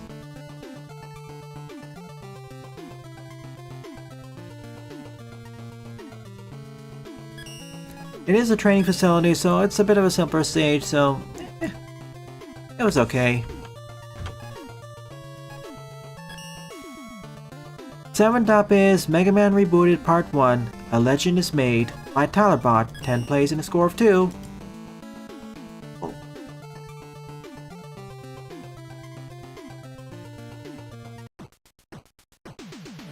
Bit of a heftier level. L. Yeah, you know what I'm gonna pick. Oh. Oh, okay, so it's kind of like a level pack in one stage. That's just my ticket back.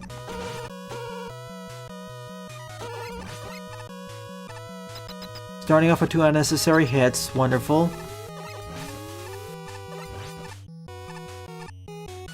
Surprised I one-cycled that.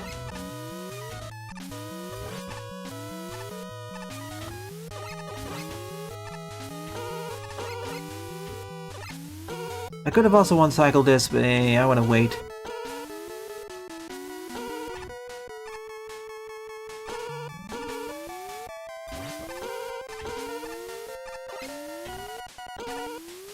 Oh my gosh, no. No health restoration. In this section though, I can see where the Yoku blocks spawn, so... Well, the most important ones anyways. And I slip right off. Joy.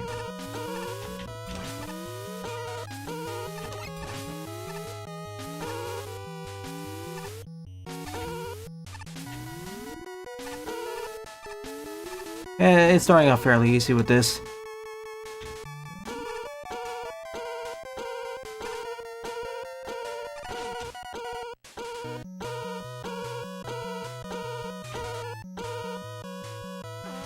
Okay.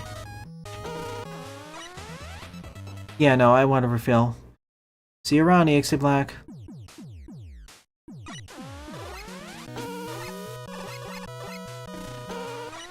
It's too late, Jit mutters.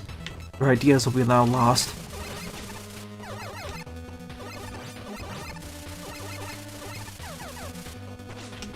Only had charge shots.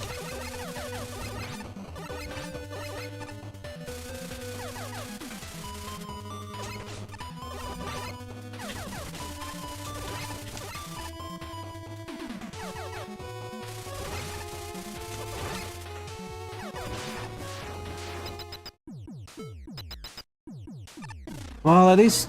Oh, I don't... At least I get a full refill after the fight, as long as I quick reset.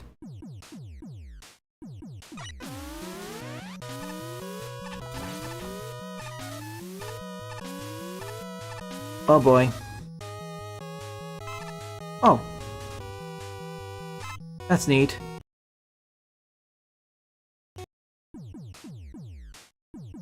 This is a level by TylerBot, so I expect the gimmicks to actually have some more... I expect some more comprehensive uses of these gimmicks, and it's happening.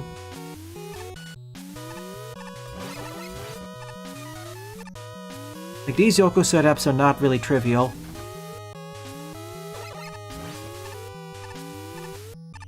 Oh no. Well, gotta go.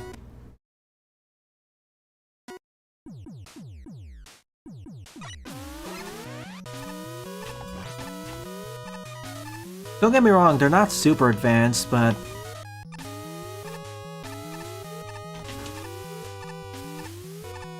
They do require you to be quick on your feet.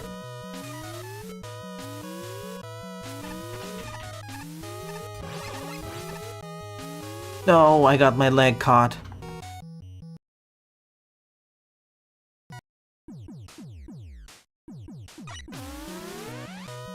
Why is it lagging?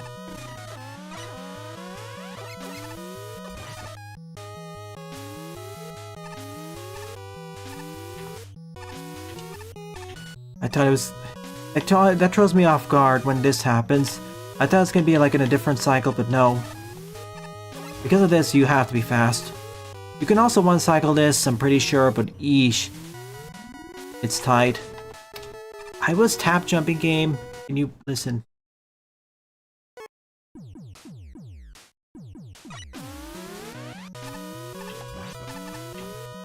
Yeah, this is probably going to be the last level I cover this stream, but at least it's going to be a solid one.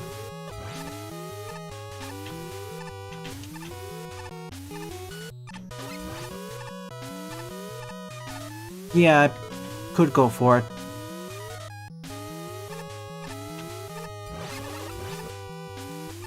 Okay, now wait. It's the one in the center which kind of is a bit of a problem due to where it spawns. I was... Okay, that was my bad.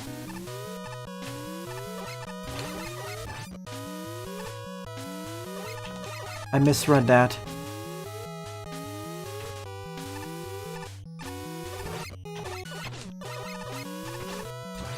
I really wish I had a weapon I could just fire straight closer.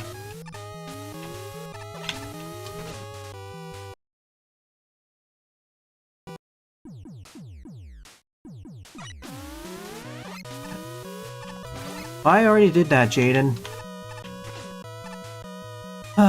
With these sections, it's very tricky because of the lag spikes that can happen when you move things on screen. Or rather, micro lag.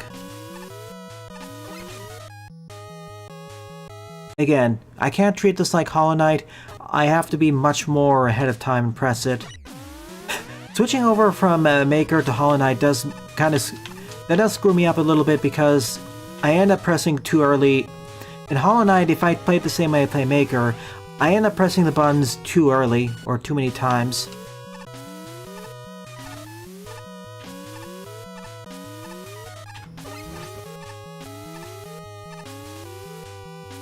Yes, I strongly believe this is going to be one-cycled. This is way more merciful, but the next one is the brutal one.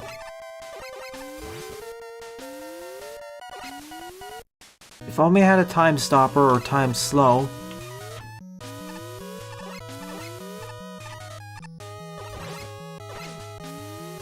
Yeah, and if I fail that, there is no mercy, I'm just going down.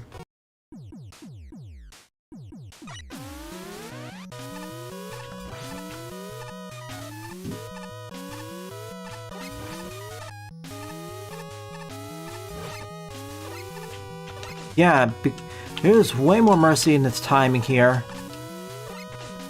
It's... okay, if you have to... when you get up to that level, there's way more mercy of where you can do this.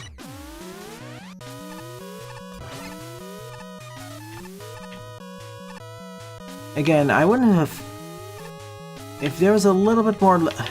see, I was mashing slide there, but the problem is I was also holding right, which then overwrites itself sometimes.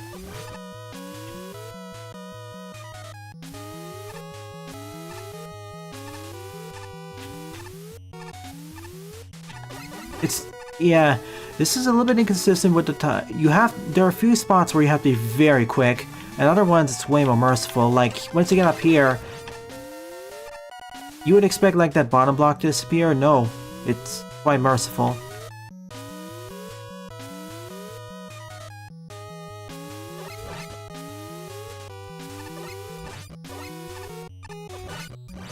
Okay, we're out of here. Oh my goodness. That was the toughest part of the stage.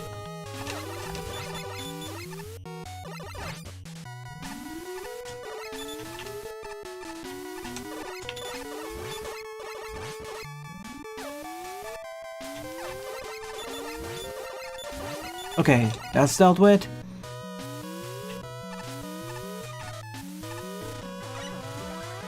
So it's the other side there. Let me guess. Harder one grants better rewards. Even if enemies dropping pickups would actually make that section harder because then it could have drop button inputs when I collect the items, so it actually made it easier.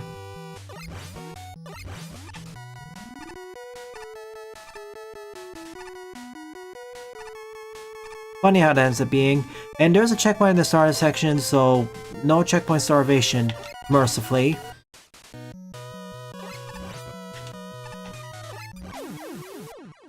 It took 2 more iterations longer than I expected. Yeah, unfortunately I don't know when item 1 was.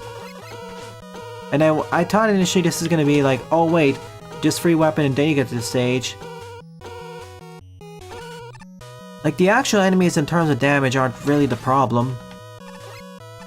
It's, getting knocked into pits.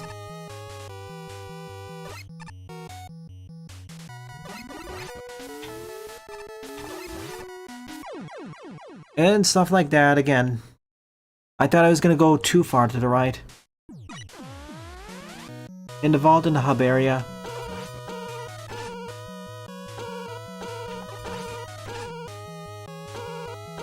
I'm really thankful that Megamix fixed most of these control issues.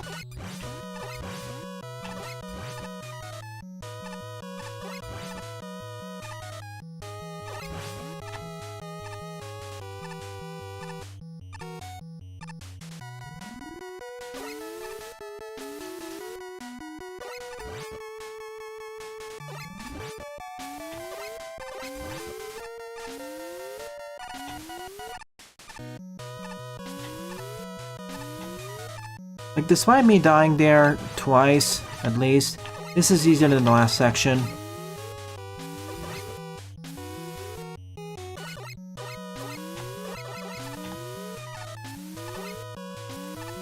Like, this sub-level by itself could stand its own level with its difficulty. Due to its length and how many times you end up perishing.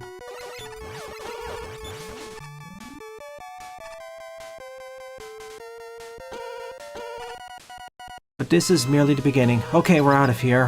Hopefully the other ones breeze by more quickly. Like, this was not a breeze.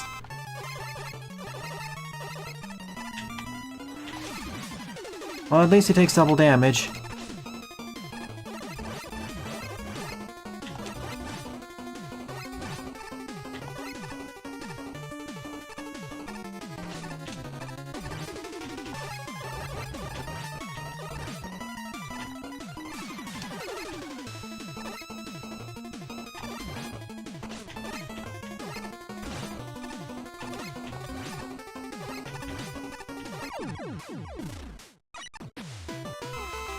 Okay, we're out of here.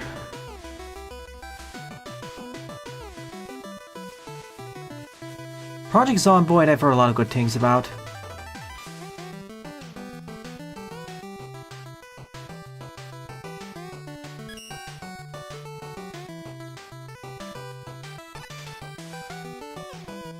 Welcome to the stream, Bacon Fish. Glad you could make it.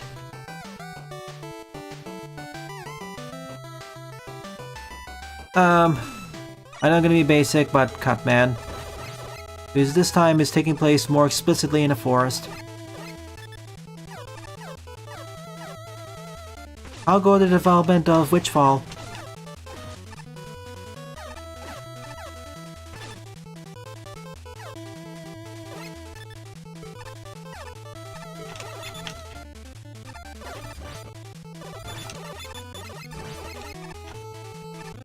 And have you joined the new Team Almanac server?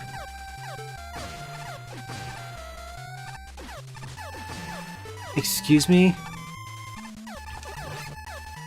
Okay, that was an interesting interaction. I appreciate how you marked instant death pits with that skull icon, that's good.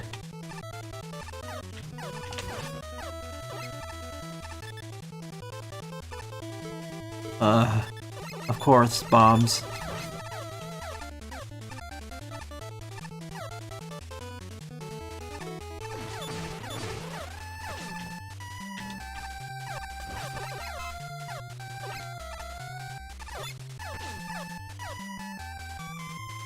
Yeah, here be the blue boy.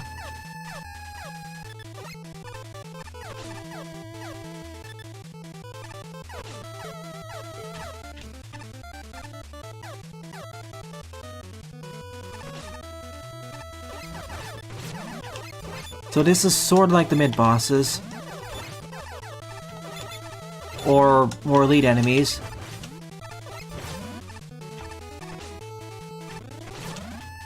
Let me jump. Whew. Checkpoint density is on point, so I can't criticize that.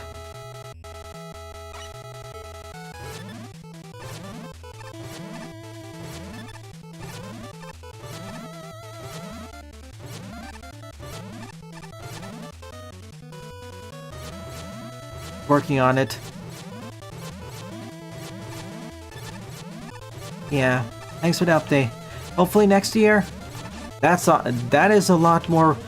That's faster than I expected. Keep up the good work, Team Baconfish. Everyone, including that includes you and everyone else working on the project.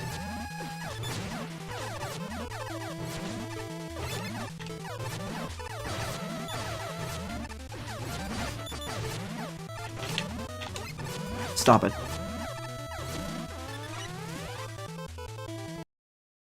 Ah, this is notably easier than Alec. Not gonna lie. It started out fine with the Yokus, but it quickly became a lot harder with that one section. Oof.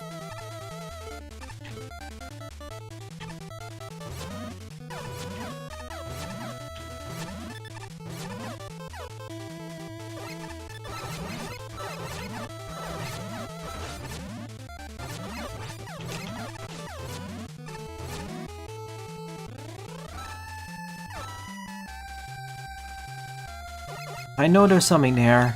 I was just wondering.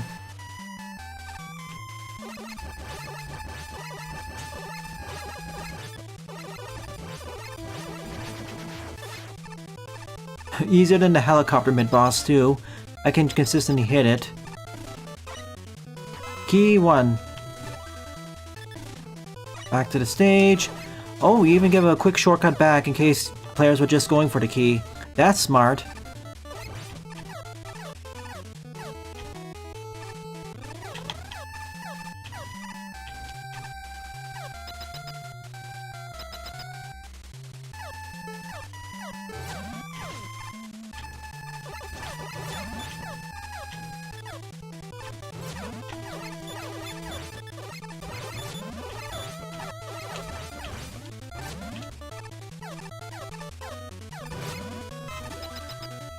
Okay. There you are, Cutman.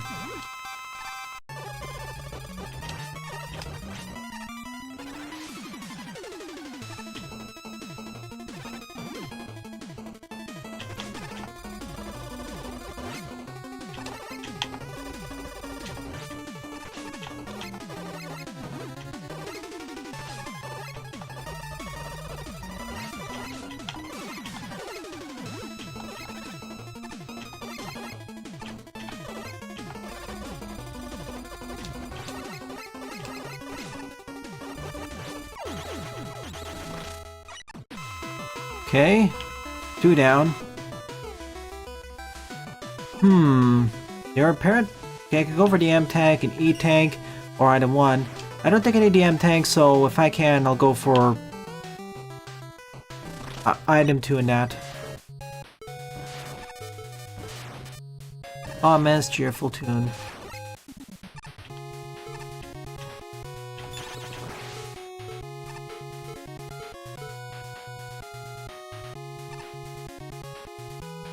One way to have bottomless pits without being too scary. I approve.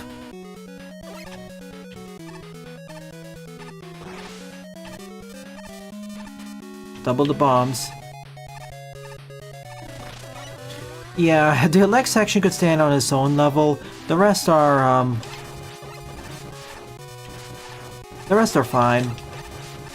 Like, even at sub-level, like, the sub-levels are pretty much regular length stages by this point due to how the difficulty is set.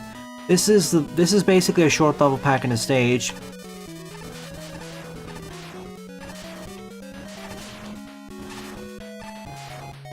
All in one.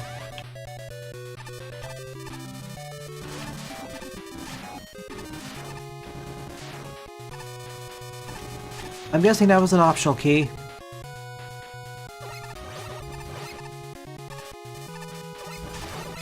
But every section does use its mechanics in an admirable way.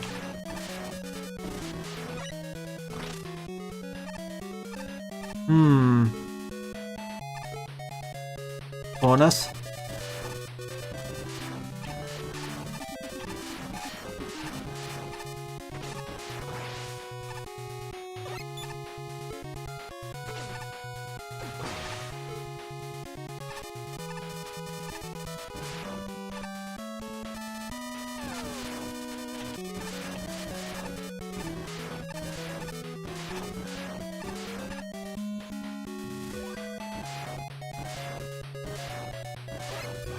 These skills took a while to develop, and even then I don't consider myself to be an expert player, merely vaguely competent, at best.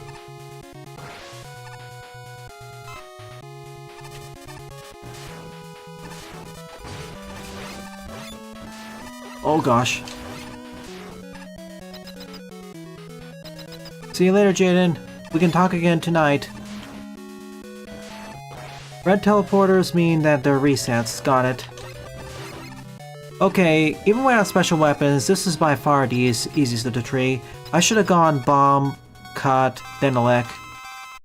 Especially Elect, because that gives me a bit of stagger time. Still more interesting than the original Elect Man stage, to be fair. Well, all these stages are more interesting than the OG levels, but that's not really that hard to do.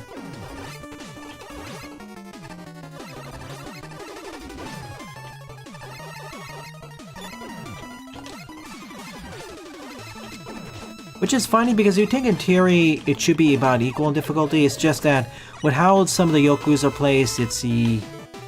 Thank you for also stacking these weapon setters so all of them get set. It's good. Okay, I don't need the M tank, but I want the E tank and item 1. Or, hang on a moment.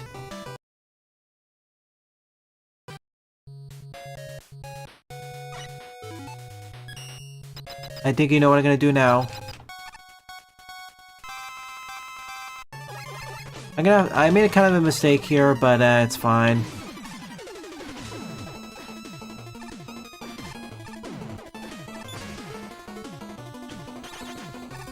Yeah.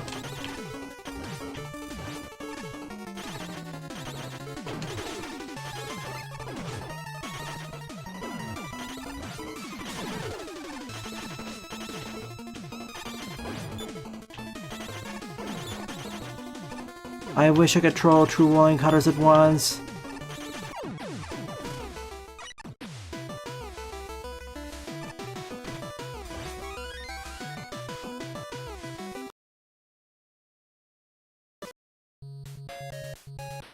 Item 1 can be used in Bombman stage to get that out of reach teleporter. Got it. It's probably just for another key, I don't need it.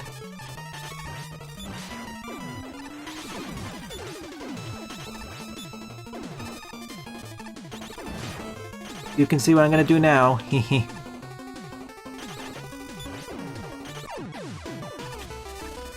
Okay, take me back here. And now I have item 1 plus the E&M tank, because there was no checkpoint after getting back after opening the door, so I can just reset. I realized it when I saw that there wasn't a checkpoint after picking it up. So now I have everything. As long as I have two keys, I can do this. The more keys, the easier it becomes. I just did it the wrong way. If I got 2 first, if I just picked the M tank first and then redid it afterwards, I'd only need 1 reset instead of 2. Hi, Anchor.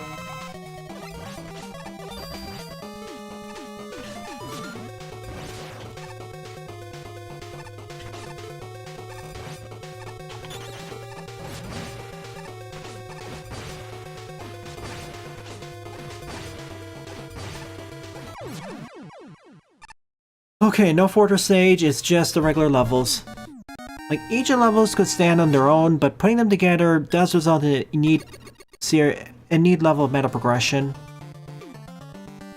I may, of course, compared to the other two, Elecman section is harder. You may want to tone down the second Yoku or the Yoku climb section to be a little bit easier, a little bit more tolerant to the timing if possible. Because the other Yoku section following it is noticeably easier. The other one that's horizontal over the bottomless pits. Otherwise, very solid level. It's nothing... What? An error occurred, level not found, please try again. Oh, I guess they took it down already. As I was saying, even though it doesn't really do anything very spectacular or out there, for all the gimmicks it showcased, it was like a tried and true competent level that solid all around. Rebooted indeed. It goes to show how you don't need to do something special or spectacular to make an enjoyable stage. Sometimes you can, or often you can reuse a lot of tried and true methods and put them together in a package which is fairly well constructed. This is one of those.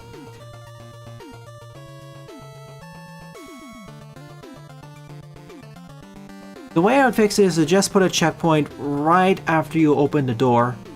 That way, in order to pick up those things, you have to hit the checkpoint. In any case, I think this is a good point to end off. So overall, of the 7 Veersmith levels I covered in today's morning stream, my favorite one would certainly be Rocket Wall 2 Database Maze by Sunflower Azumarill, with 2 honorable mentions going to Quest 3 Remaster Spring Paradise by Obderhode and Mega Man Rebooted Part 1 with Tylerbot.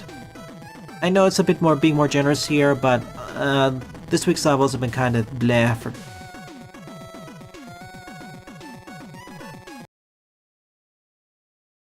The Elecman section is mostly fine, it's just that the difficulty is weird.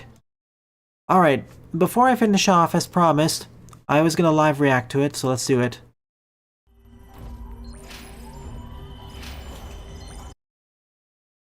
Yeah. The doors are opening.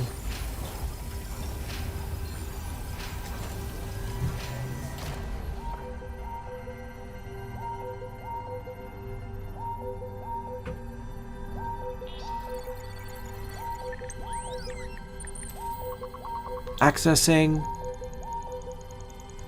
Dr. Light number 001. Accepted.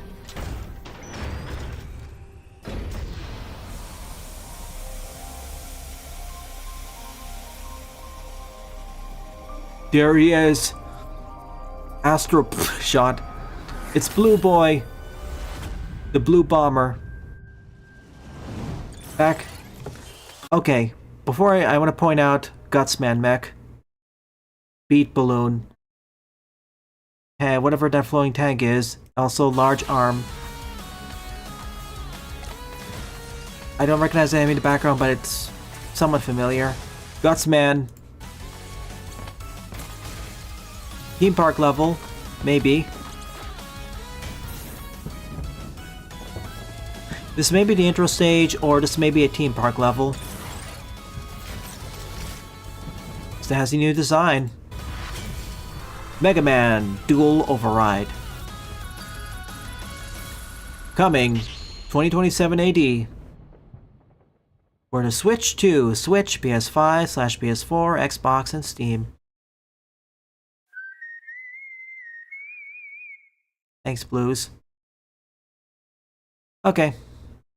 That was hype. I wish there was a bit more things to analyze, but if you want to see a deeper analysis, check out Good Vibes Gaming video on it. I'll link it in gaming.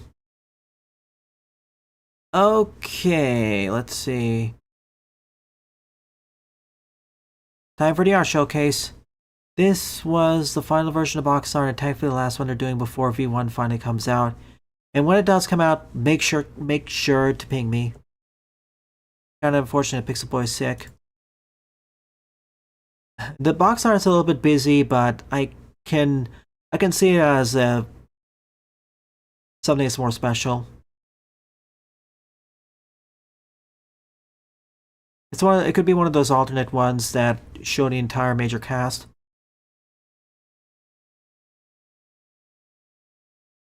Cinderman. He's a walking incinerator slash furnace with incredible resistance to high temperatures. He works melting and recycling scraps and sometimes likes to get a little artistic, making sculptures out of molten metal. He has a crush on Winter Woman, but won't admit it. Good point. Artistic, temperature resistance. Bad point. Hot-headed, always too hot, not good around kids. Likes sculptures, molten metal, coal, and Winter Woman. Dislikes dumb humor, see annoying orange, sand.